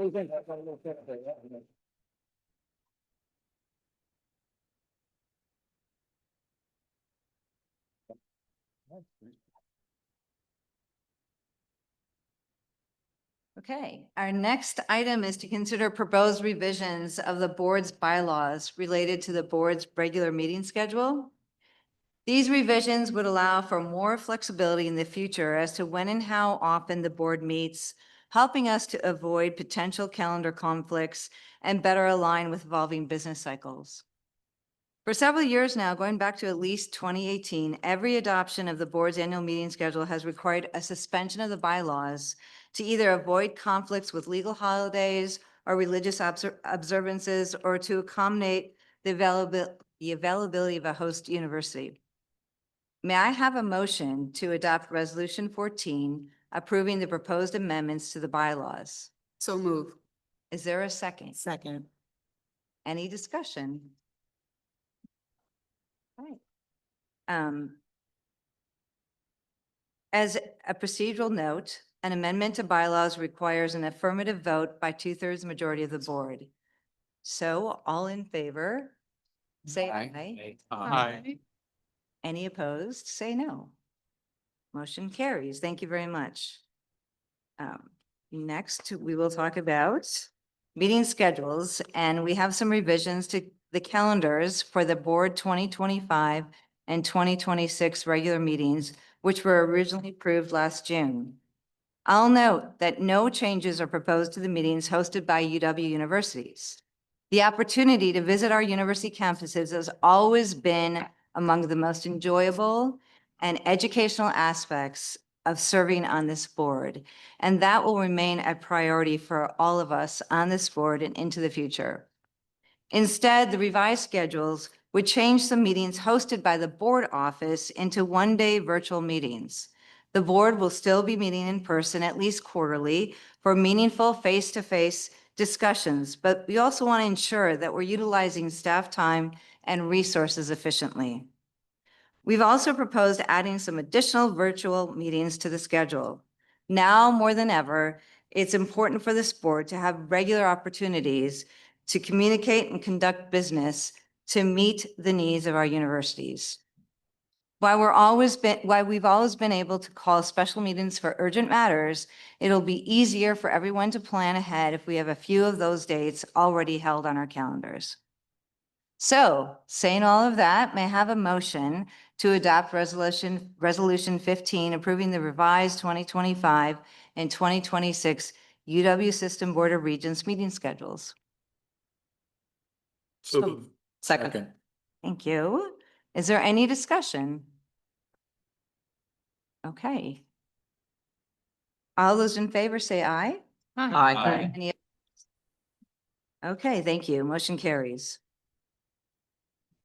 Next, we have the annual election of officers of the board. I have asked Regent Karen Walsh, as the most immediate past president of the board, to preside during the election process. Regent Walsh, the floor is yours. Thank you very much. The bylaws of the board specify that officers of the board are elected at the annual meeting held in June and hold their offices for 1 year until their successors are elected. Terms of office begin immediately after the June meeting. If there is only one nominee for an office, the election is by voice vote. If there is more than one nominee for an office, the election is by ballot. First, we turn to the election of the board president. Nominations are now in order for the office of board president. Is there a nomination? Regent. Yes, Regent Salasweto. I've only been on the board a little more than 1 year, but over that last year, I have seen Regent President Bogost in action, just to say the least. I would say she's committed to our system. She's committed to our mission. She is approachable, she's accessible, and she's very impactful. She has the ability to maintain unwavering faith in our schools and in their ultimate success, while at the same time not being afraid to confront the brutal realities that we face in higher ed and in Wisconsin as well. So especially now, I think continuity is important. And I would like to put forward as Regent President of the University of Wisconsin, the Board of Regents, Amy Bogost. Thank you, Regent Salzweedl. Is there a second for the nomination? Second. Thank you very much. Are there any further nominations for the position of board president? Seeing and hearing none, since there is only one nominee, the election will be by voice vote. All in favor of electing Regent Amy Bogost as president of the board, please say aye. Aye. Anyone opposed? Congratulations, Regent Bogost. You've been elected president of the Board of Regents.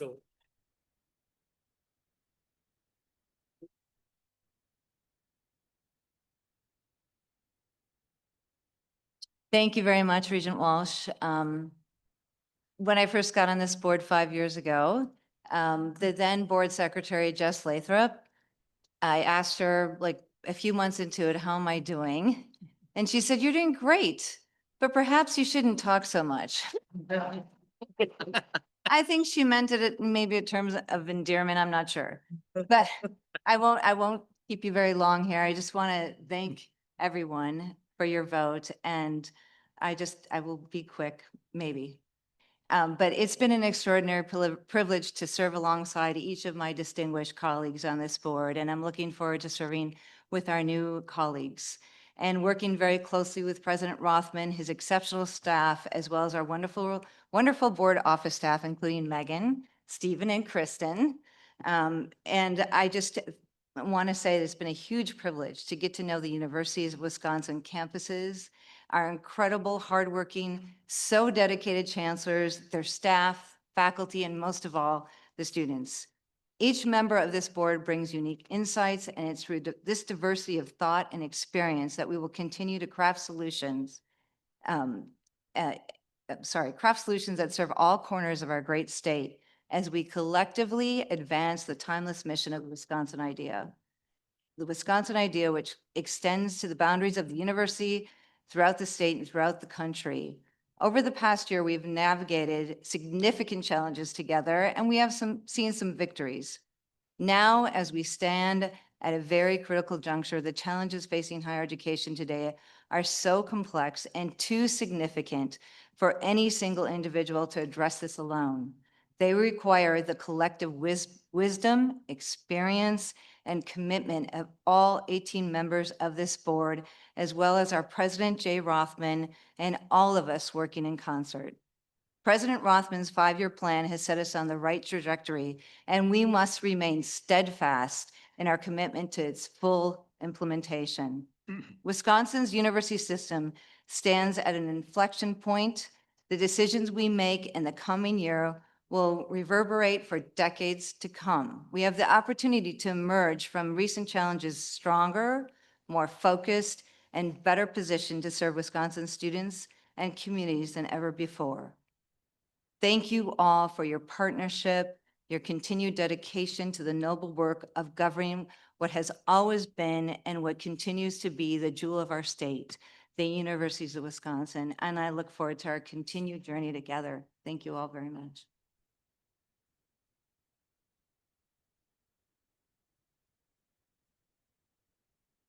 Thank you. Well said, Regent President Bogost. Now we turn to nomination and election of the board vice president. Nominations are now in order. Would anyone like to make one? Yes, Regent Adongo. I would like to nominate Regent Kyle Weatherly as vice president. I also believe that continuity, especially at this given time, is important. And not only has he been an excellent mentor to me, but I think that he has been an excellent support to our president. Thank you, Regent Dongo. Is there a second to the nomination? Thank you, Regent Terwilliger. Any other nominations? Since there is only one, we will conduct a voice vote. All those in favor of electing Regent Kyle Weatherly as vice president of this board, please say aye. Aye. Anyone opposed? Sorry, Kyle, you're not allowed to oppose your own election. Regent Weatherly, would you like to say a word or two? Yeah, just very quickly. First, to 16, the Regents here. I'm excluding Regent Bogus for the moment. Thank you very much. I've known some of you for 5, 6 years, some of you for 2 or 3 years, and some of you only for this first meeting, but I had the opportunity to talk to all of you. I've already, even the people I just met, I've already learned a ton from you. So thank you for taking the time to get to know you. I'm really excited about this upcoming year. And working with you. And as always, I am 100% available. Call me, text me, email me if there's anything you think I can do better or anything we should be focusing on, or you have any ideas that you think we should be implementing. Under the region I did exclude, which was Regent President Bogus, I just wanted to say thank you publicly. I don't know if a vice president has been more involved and more included in leadership and in the decision-making process. But I would be surprised. So thank you so much for involving me, giving me the responsibility you have. I am incredibly grateful for the opportunity you have provided to me. So thank you. Very welcome. And there's Right. going to be way more ahead, so. Thank you, Regent Joanne. Weatherly. We have one more duty as a board, and that is election of other officers of the board. These officers can be considered as a slate. We will do so unless someone objects. The proposed officers are Megan Wassley, Corporate Secretary of the Board, Kristen Bach, Assistant Secretary, Stephen Wright, Assistant Secretary, Julie Gordon, Trust Officer, and Charles Saunders, Assistant Trust Officer. Would anyone care to nominate, make a nomination to elect this slate? So moved. Thank you. Is there a second? Second. Thank you, Regent Adongo. Any further nominations to this list? Seeing and hearing none, all in favor of electing the proposed slate of officers, please say aye. Aye. Anyone opposed? No. Thank you. Congratulations to all on the slate. Appreciate it. And I will turn things back over to Regent President Bogus. Thank you very much, Regent Walsh. We will now recognize several of our chancellors for their service to the universities of Wisconsin, starting with UW-Eau Claire Chancellor Jim Schmidt, who unfortunately was unable to be here today. I'll call upon Regent Walsh once again to present the board's resolution of appreciation to Chancellor Schmidt in absentia. You are right, Regent Walsh, you're good? Okay. Fine. All right, everything's fine. Before I recognize Regent Schmidt, I would just like to say a word on behalf of the folks sitting in the front of these tables here. I think we forget sometimes of all the things that we ask of our chancellors. They do an extraordinarily difficult job at an extraordinarily difficult time in the history of higher education in this country. You'll notice that if things are going well at their campus, they're quick to say, oh, but all these folks over here really did it, meaning their team and their staff. And when things go wrong, I'm sure they feel like they're the ones out front with the bullets. And I suspect it might feel similar some days to Pickett's Charge. And if you're a Civil War buff like me, you know exactly what Pickett's Charge is. At any rate, thank you to all of you. And we want to say thank you more often than when you depart from us. So, Chancellor Schmidt, I attended his last commencement at UW-Eau Claire a couple weeks ago, and I was really struck by the fact that he knew so many of the students by name, so many of their parents, so many people. Jim, oh, we're so sorry to see you go. Jim. And when he was on the stage shaking hands, I swear I couldn't keep track of all the people that seemed to know him. And that was really one of Chancellor Schmidt's skills, was certainly building relationships and then building relationships into partnerships. And, you know, those two don't necessarily follow from one another all the time, but Chancellor Schmidt was really an expert at it. One of the comments I made at commencement was that anyone in the audience who had been on that campus prior to Chancellor Schmidt being there wouldn't recognize it today.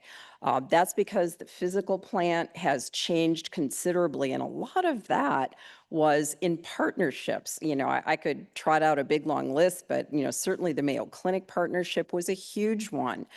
He took full advantage of that and made sure that the students benefited from that. If you've heard Chancellor Schmidt talk, he likes to point out, and I'm going to do it for him since he's not here, that the University of Wisconsin-Eau Claire is the #1 school for undergraduate research projects. That is just absolutely phenomenal to me. When I was an undergraduate in the late 70s, we didn't have many opportunities like that.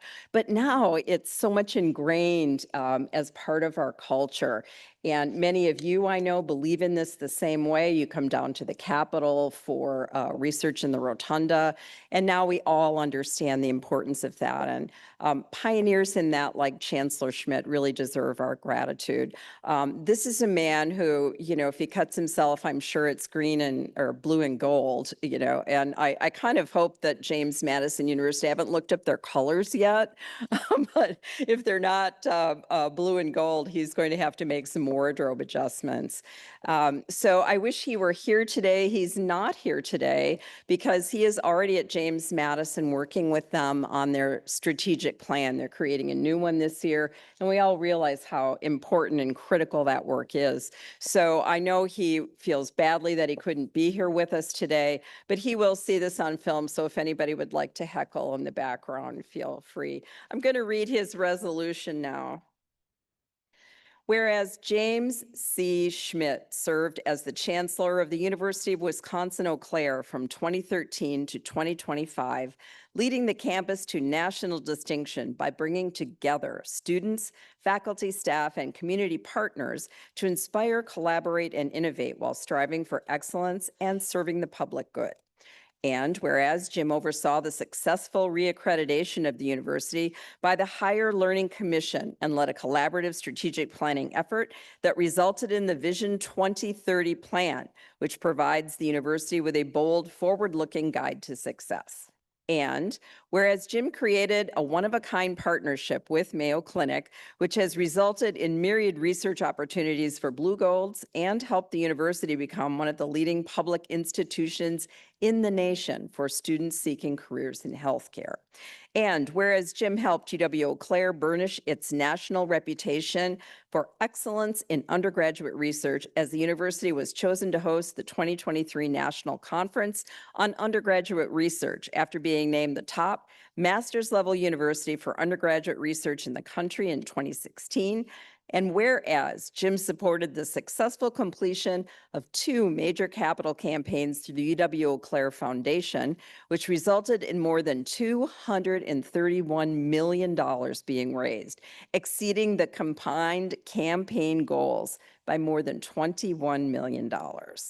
Whereas Jim secured capital improvements totaling more than $700 million, including public-private partnerships resulting in the Pablo Center at the Confluence and the Sonatag, as well as 2 university-leased residence halls, the unified construction of a science and health sciences building, construction of the university's first privately funded building, major renovations to the largest residence hall and construction of a new residence hall, redeveloping Garfield Avenue into a riverfront pedestrian corridor, major enhancements to the Simpson Field athletic facilities, and opening the first new academic building in more than 30 years.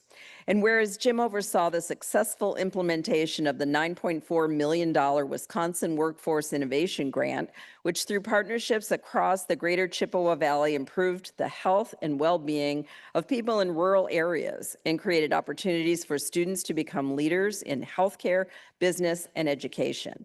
Be it therefore resolved that the Board of Regents of the University of Wisconsin System hereby offers thanks to Chancellor Emeritus James C. Schmidt for his outstanding service to UW-Eau Claire and wishes him well as he continues his career as president of James Madison University in Harrisburg, Virginia.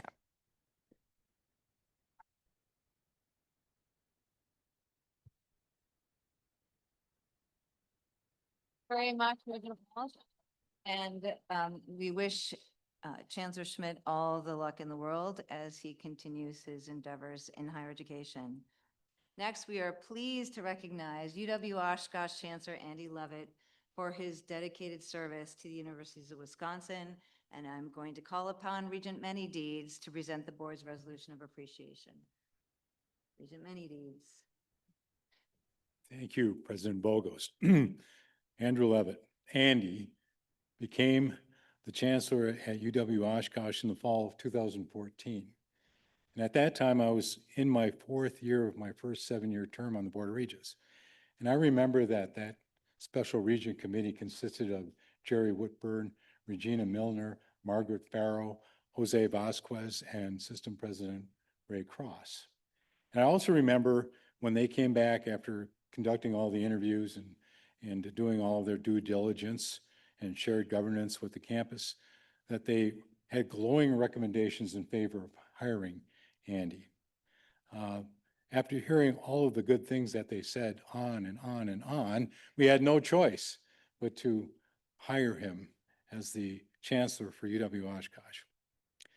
Now, during the first few years of Andy being on the job, all of the things that they had talked about, all of those good things were being demonstrated by him in running the campus at Oshkosh.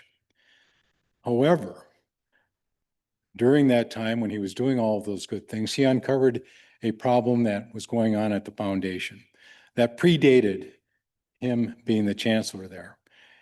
And upon investigating those things, several other improprieties were uncovered, while Andy continued to do good things. However, even though it wasn't his problem, he stood up and with the help of the system, dealt with those issues that had predated his arrival on the job. He has continued to do good things. And the last few years, though, like all of our campuses, experienced some decrease in the number of students and other problems that are plaguing us during these times. And because he's an honest, caring individual, he took on those problems. He took responsibility for them. And with the help of his team, with the help of Regent Rye, faced the problem head on and downsized his campus. He could have walked away. He could have said, I'm retiring before that happened, but he didn't. He stayed there and worked on it and corrected the things that needed to be corrected.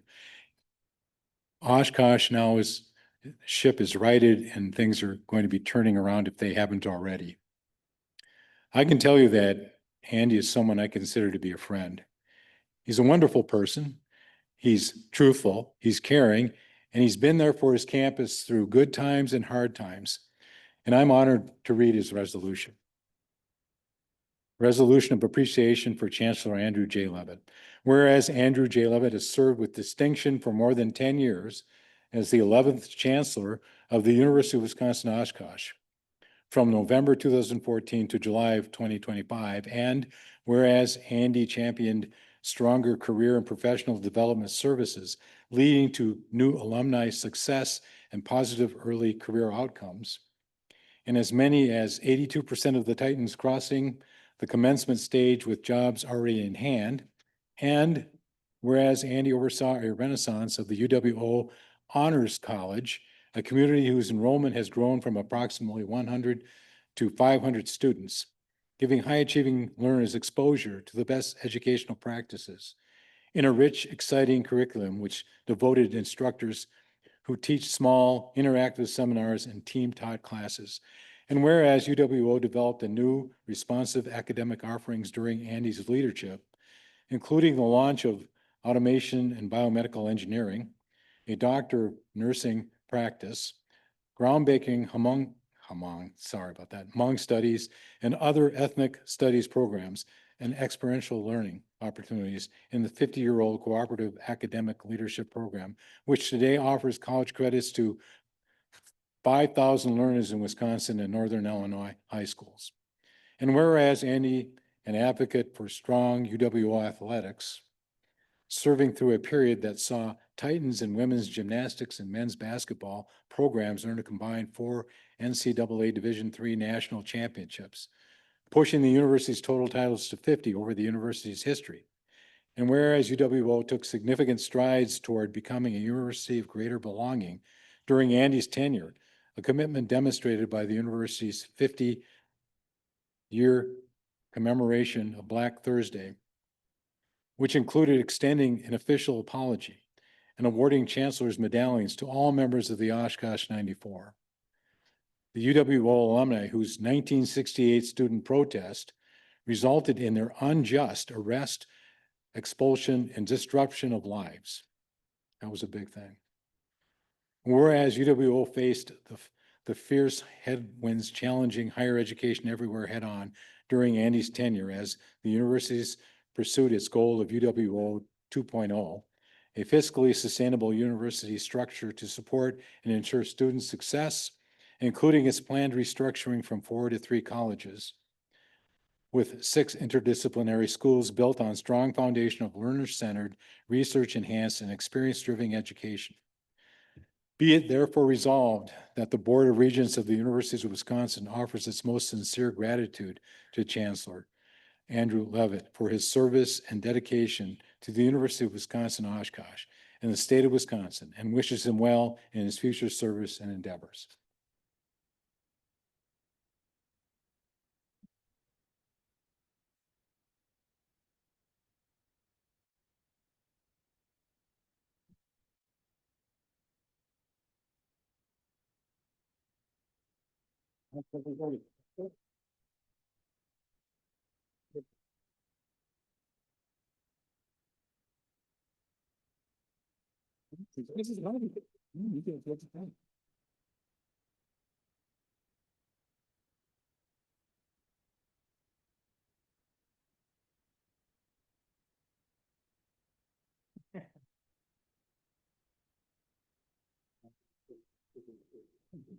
That's great. Now I know how my funeral is going to sound. So, thank you all so much. Thank you to Regent President Bogost and the university's President Rothman for this opportunity to address the Board of Regents today.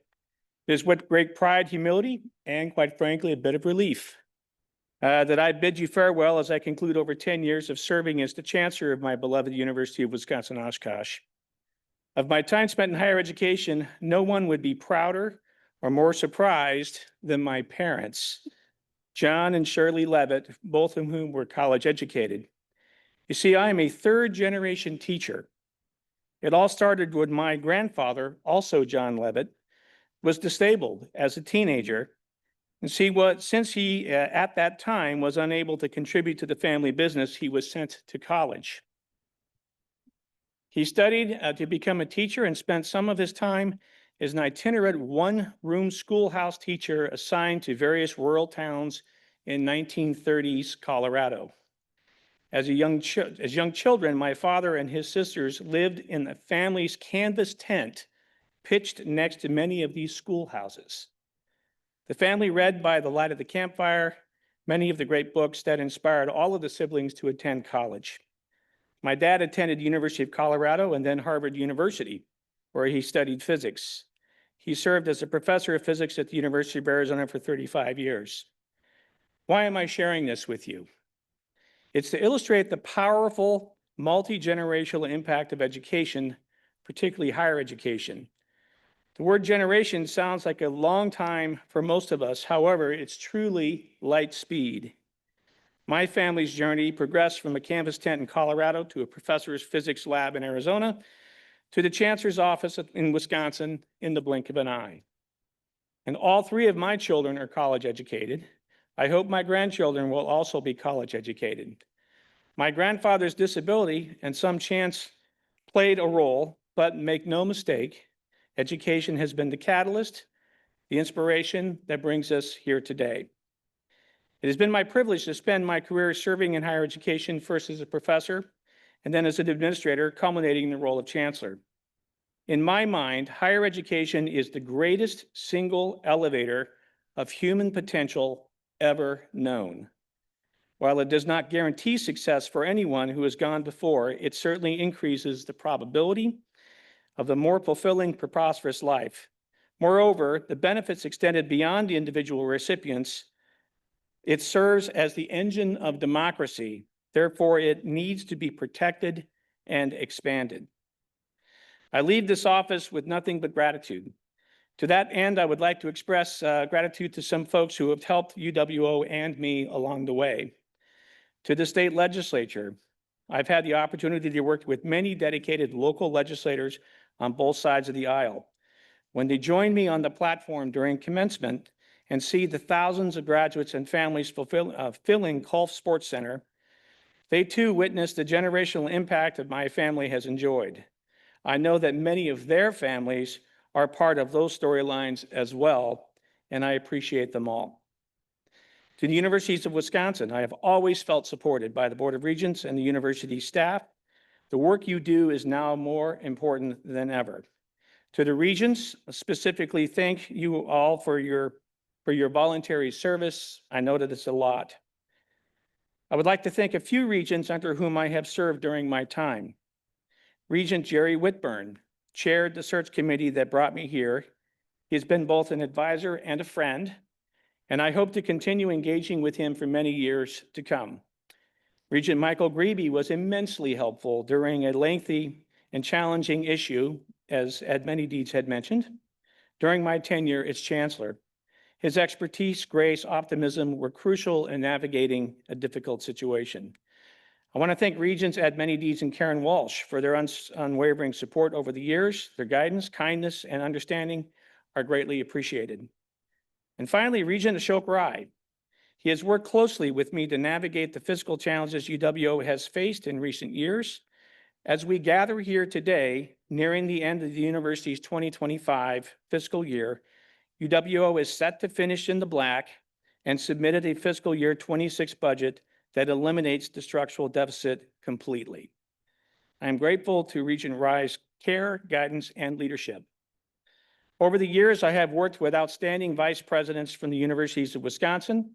It's a murderer's row here over this way, I must say. This is the deep cut, Jim Villa, if you know that name. Sean Nelson, Julie Gordon, Rob Kramer, Jeff Barantz, Chris Patton, Johannes Britz, and the always dapper General Counsel, Quinn Williams.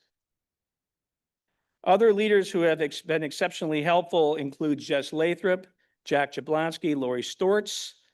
The auditor normally doesn't get that shout out, but I want to make sure she does. She's a great person, has helped us a lot. Alex Rowe and Jennifer Lattis, who is one of our attorneys. I want to thank President Ray Cross for his kindness and support as my first boss. I thank President Tommy Thompson for his leadership and his ability to secure resources that kept UW and other institutions fully operational throughout the COVID-19 pandemic. Finally, I thank President Jay Rothman for his exceptional leadership of the universities of Wisconsin and his assistance in restoring UW's financial stability. I appreciate his advocacy for the universities, to the citizens of Wisconsin and the state legislature.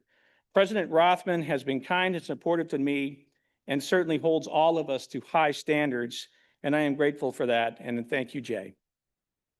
I want to express my gratitude to the chancellors, Fund Group, for their friendship and camaraderie over the years. For those who were involved in the WIAC, I particularly enjoyed the competitive spirit. It's Division III athletics in Wisconsin, the finest conference in the country, is so fun. And it's just really a joy to be a part of that. So I've always enjoyed the conference matchups, and of course, I'll always root for my Titans. Wish you all the best, and as you continue to lead your institutions through opportunities and challenges. It's been my honor to work alongside remarkable individuals at UW-Oshkosh. I would like to express my gratitude to the students, faculty, staff who have tirelessly contributed over the years, consistently keeping a better UW-Oshkosh in mind. I'm very excited to pass the baton to Dr. Manohar Singh, UW-O's 12th Chancellor, Dr. Singh, who will help take UW-O to new heights. This is the hard part. Thank my wife. I don't think I can read this, but just to say thank you for supporting me, and really will enjoy spending more time with you. So thank you all. Appreciate it very much. Definitely.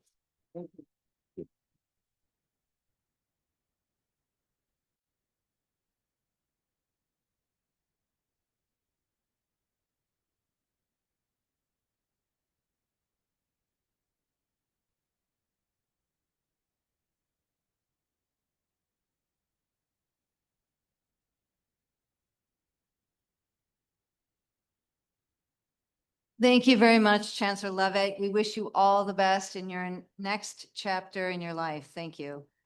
Finally, I will call upon Regent Joan Prince that's you, to present the board's resolution of appreciation for UW-Milwaukee Chancellor Mark Mone for all of his service and dedication to the University of Wisconsin, the University of Wisconsin.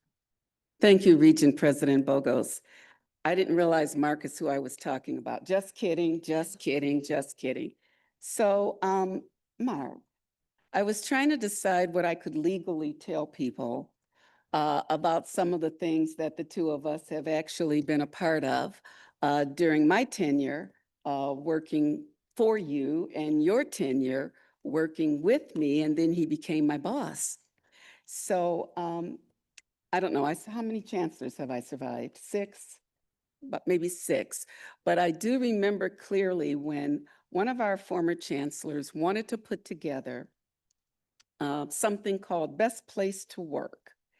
And him and I were talking about it, and I said, you have anyone in mind who could actually lead it? They can, report and we can work together, but who should we get to lead it? And without a doubt, that chancellor said, well, do you know Mark Mone? And I said, of course I know Mark Mone. Who doesn't know Mark? I said, he'd be great. He's a great guy. Can we snatch some of his time from over there? And I think we've known each other since I've been there, but I think that was the opportunity for us to really become good friends, good colleagues, and to work together on many, many things. Mark is an adventurer. I am not in the way that he is. So I used to think I'd get phone calls from him and I'd say, how you doing? He goes, well, I'm good. How are you? I go, I'm good. I go, what's new? And he'd say, oh, I don't know, riding my bike to Sheboygan or to Green Bay. And I said, and why would one do that? And he'd say, Joan, it's fun, and then I eat this kind of food before I pump myself up to go, and we're biking for 2 and 3 days. And I am truly in horror at even the thought or the idea. And he talks about this as fun. So I was trying to help him understand what true fun really is, and it's not that. The phone calls, particularly when he would say, okay, I guess I should tell you because I'm going to see you tomorrow. And I go, what? I don't know, one time, weren't you hanging off of a mountain somewhere in Hawaii? No, truly. And they had to rush him to the hospital. One time, did you fall off your bike and he's all bruised up and he looks hideous? And I thought, you really need to understand the word fun. It's spelled F-U-N, not injury. But he's an adventurer. But I don't think what some of you know is, did you know that he's a chef? He can really, really, really cook. So on those days that either he would get on my nerves or he just wanted to ignore me, if he did something I didn't like, I'd just get upset with him. And then it's like, okay, I want bananas Foster, and then we can work together again. So he's just a heck of a good guy. I'm going to read some things about you, Mark, but I want to say this. I don't know how many commencements we have done together. I didn't add up, probably 52, 53. I don't know. It was many years together. But working as colleagues, let me just say that you are one of the most ethical, moral, nice individuals that I've ever met. You're just a nice, classy act. And the students here appreciated you, your faculty, your team, they appreciated you. And you're going to leave a legacy that will truly be remembered well. Please, as you go back to faculty, understand what fun is. Do not injure yourself. You're not going to live through it. But I do want to say it's my pleasure to be able to read this resolution of appreciation to you. And this is the guy that I call little brother. And he knows that. I think of him as a little brother. So let me read the resolution of appreciation for Mark Mone. Whereas Mark A. Mone became the 9th Chancellor of the University of Wisconsin-Milwaukee in 2014, after joining the university in 1989 as assistant professor in the Lubar College of Business and rising to associate dean in 1997 and full professor in 1999.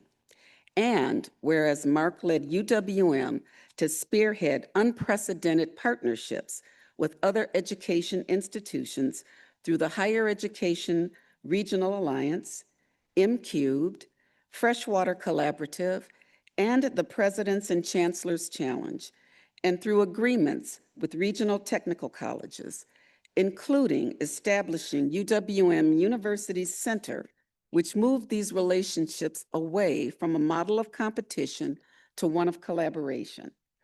And whereas Mark formed new and innovative public-private partnerships by creating the Connected Systems Institute, Lubar Entrepreneurship Center, Northwestern Mutual Data Science Institute, and Microsoft AI Co-Innovation Lab, proving that education can be advanced by listening to and meeting the needs of employers.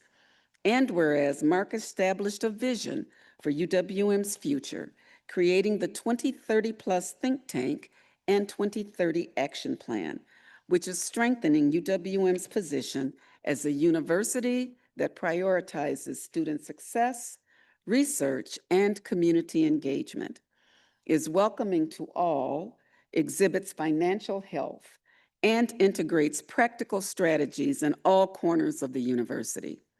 And whereas Mark's deep, genuine relationships with donors, alumni, corporations, and nonprofits contributed to the most successful university-wide fundraising campaign UWM has ever seen, raising $251 million for students, research, and community engagement, as well as UWM's largest gift, I remember this one well, $20 million from the Zilber Family Foundation.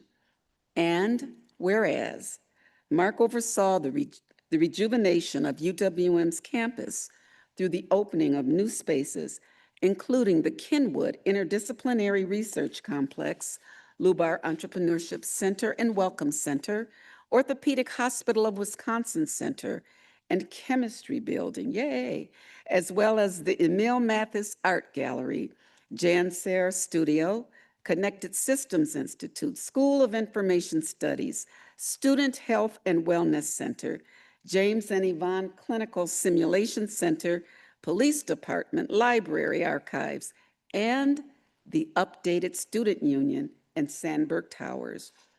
And whereas Mark shepherded UWM through an awakening of its national reputation as one of America's top research universities 4 times running, a Carnegie classified, community engaged institution recognized for its access mission, a Princeton Review Best Midwest University that is also military friendly and LGBTQ plus friendly, has an APLU Economic and Innovation Prosperity designation, a Department of Education Green Ribbon Award, and is ranked in the top 3.1% in the world by the Center for World University Rankings. You should be tired.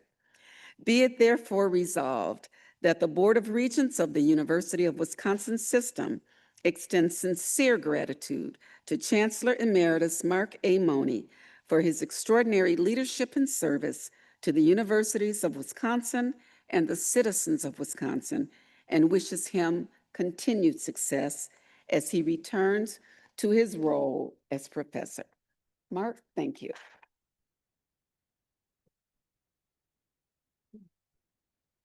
Yes, I was too much. Thank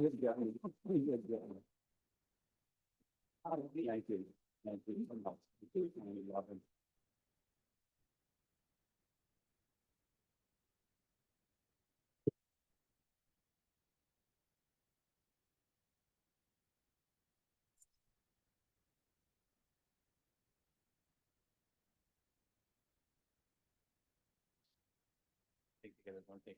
Okay.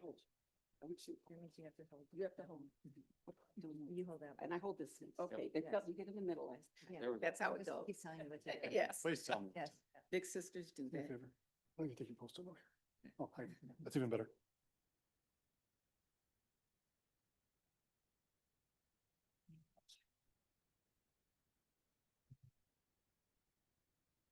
Well, my goodness, that's a surprise. Very, very kind. If depending on which sessions you've been in, this is either the fourth or the fifth time you've heard me today. I'm not going to be as lengthy or as eloquent as my colleague. What you shared, Andy, was very moving. So I could just say what he said would be very fitting. But this is a bit like a eulogy. And you know, I have to tell you, I said this before at another little send-off event that we had. It reminds me of a retiree who had praise heaped and heaped upon him, and the folks really didn't like him. But as he was leaving, they just kept saying all these great things. And at the end of all these great things, he stood up and he said, "Gosh, I didn't know you loved me so much. I'm going to stick around." And folks were groaning at that point. It was like, no, what did we do? So I hope you don't regret this, but I will not change my mind. So I'm here to thank you immensely. And I think there are some parallels with many of us in terms of the journeys to get here. And I sometimes describe mine as, in some ways, almost the unlikely chancellor. Regent Prince, thank you for those loving, kind comments, for our deep, longstanding relationship. You've been such a wonderful mentor, not just to me, but to truly so many people in the world. And so I think about you know, the different paths and how we all get to our particular positions. And for me, I had never planned to go to college. Nobody in my family, including older siblings, had gone to college. Some had gone for a while but stepped out. Nobody had completed a college degree. And it wasn't that individuals weren't smart. It wasn't that they didn't have good careers and lives. It was just something that wasn't the norm. So I went to college because the employer that I worked for required it. Said you can't advance beyond being a food and beverage director in the company that I was working for. So I went to college, and some things happened along the way, which is what I talk about in terms of the transformation that happens. And why today in my conversation, I talk so much about change and the transformation. And I have to tell you that as a faculty member here for 25 years, I thought often about the impact that we could have. I was very fortunate. I spent 17 years in an external partnership building role before I was chancellor. And so I had some tailwinds behind me. I had some great opportunities. But the universities operate in a unique way, and particularly, I think, across the university system, what we represent in our particular communities is unique and special, not just from the leading employers and really the economic hubs, but truly that differentiator, that inflection point that I experienced in public education, and that you collectively are doing for hundreds of thousands of individuals over the years in Wisconsin, ultimately millions of individuals who have attended the University of Wisconsin system. So in that context, I am very fortunate to have been able to think about and work with a lot of organizations, and then to be the chancellor. I get a lot of credit for many of those things that Regent Prince talked about, but it couldn't happen. I get a little blame too here and there for things that come along. But the truth is, it doesn't happen without an incredible team, without remarkably dedicated faculty, staff, and of course, I just have to give so much credit to our students who are so hardworking. I frequently describe them as having Panther grit. Our students' average age at graduation is 25 and a half years old. They have off-ramps and on-ramps, and it's just remarkable, the tenacity that they have. I came here from Washington State University as I started my faculty role, and I came here because of the types of opportunities that do exist in an urban environment. And people who stay here that have been at universities across the country frequently comment on the work ethic of our students. And then what happens? It shows up, and you get the Northwestern Mutual experience that we just had. A $38 billion company with the heart of it being UW-Milwaukee. In the hallway, what I learned was that you add up the top several universities combined in terms of talent, and they're still not in terms of what UWM produces. And that's saying something. So that's the impact ultimately. So how privileged are we to be able to be in these positions to do that? So you, Regents, thank you for this opportunity. UW system, President Rothman, President Bogus, leadership. This has been a heck of a journey, 11 years that is remarkable in terms of so many highs, some challenges, of course, but if you go back through the headwinds, whether they're personal or professional, we continue on. And Jay, you've always been really good at focusing on what drives us, and it's that mission to change lives and for students to have the kinds of impact that we do. So keep strong. And I want to mention just real quickly with Tom Gibson, Chancellor Gibson is going to be great. He's a terrific hire, great friend, and you really made a smart decision. He's already begun some very in-depth onboarding. We've had many conversations. He's been to campus several times. We'll be here again next week in the community, meeting individuals, and I see nothing but great things ahead for UW-Milwaukee with Chancellor Gibson at the helm. So with that, I want to again offer my sincere thanks to all of you, and just immensely grateful for this opportunity. Best wishes with what's ahead of us for all of us in terms of higher education. Thanks.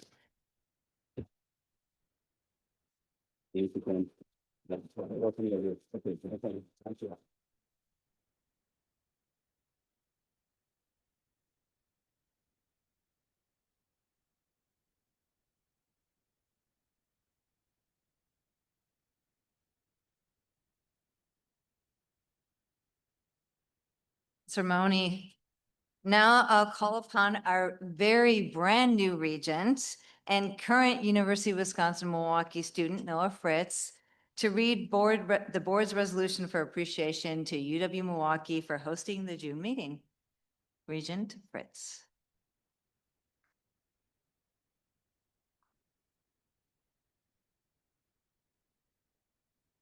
So before I read this, I just wanted to say a couple words. At 21 years old, I wanted to provide the perspective of legacy and generational strength of the UW system. If you could actually believe that. So I like to tell the story of my parents and the appreciation that my family has of the UW system. My dad grew up in the poverty line in Manitowoc, Wisconsin. Nobody had ever gone to college in his family. The day he went, he was the oldest of three. My grandpa handed him $20, and that started his college career. He went to the University of Wisconsin-Madison and obtained 4 degrees there, including a PhD in animal science. From there, he went and taught at UW-Wood County before it closed, and now teaches at MCW Wausau campus. My mom grew up with a single mother. Her father passed while she was relatively young, and also attended the University of Wisconsin-Madison, starting in engineering and eventually switching to medicine. Throughout, after getting her medical degree, she taught at UWSP, or I guess didn't teach, but was the medical director at UWSP. Today, I'm the middle of 4. All 4 of us go to UW schools. 2 of my older siblings have already graduated, and my younger sister and I both attend here.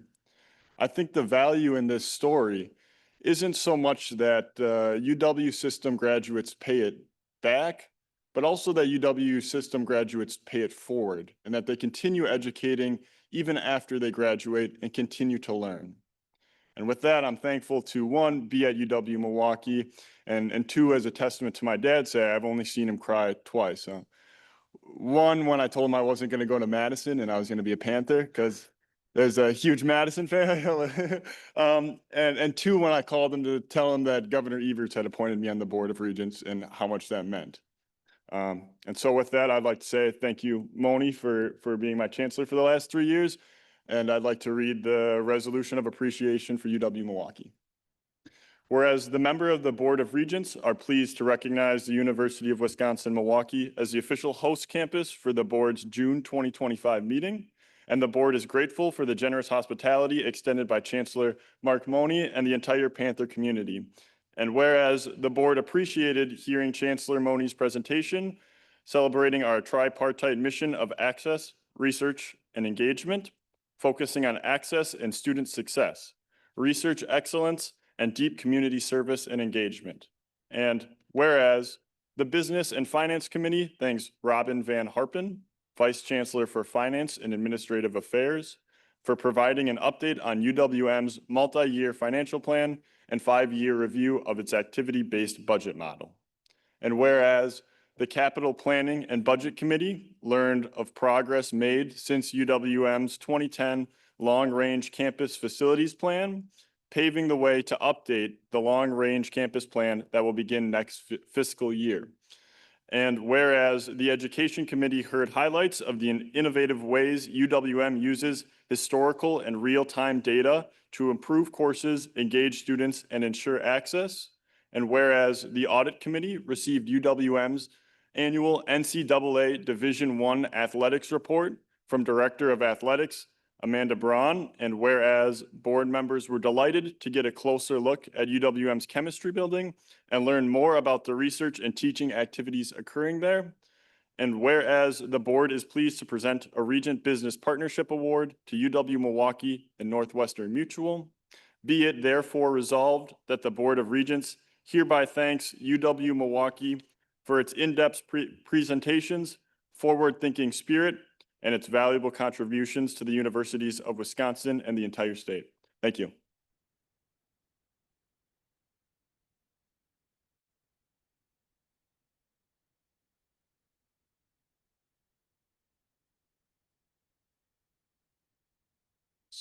Thank you again to UW-Milwaukee. And before we enter our open session, do regents or anybody, provosts, chancellors, have any communications, petitions, memorials that they would like to share? People probably just want to leave. Okay. All right. Thank you very much. And that concludes our open session.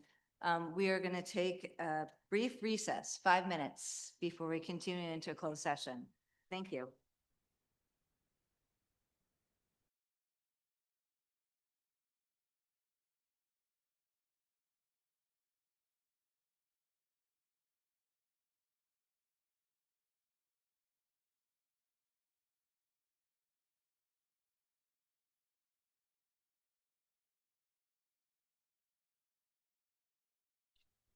Regents, is there a second? Second.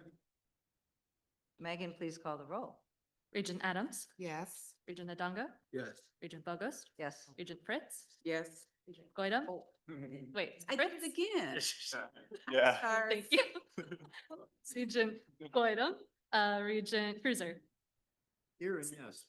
Regent Manydeeds. Yes. Regent Nixon, Yes. Regent Helslitz, Yes. Regent Prince, Noah, say something. Regent Rye, Yes. Regent Salzwedel. AWOL. Okay, Regent Terwilliger. Yes. Regent Trainer, Regent Tyler, Yes. Regent Underly, Yes. Regent Walsh. Yes. And Regent Weatherly. Yes. We have a quorum. Tied up. Thank you. We'll pause now to clear the room for our closed session. No, where's Pinks? That's all I don't.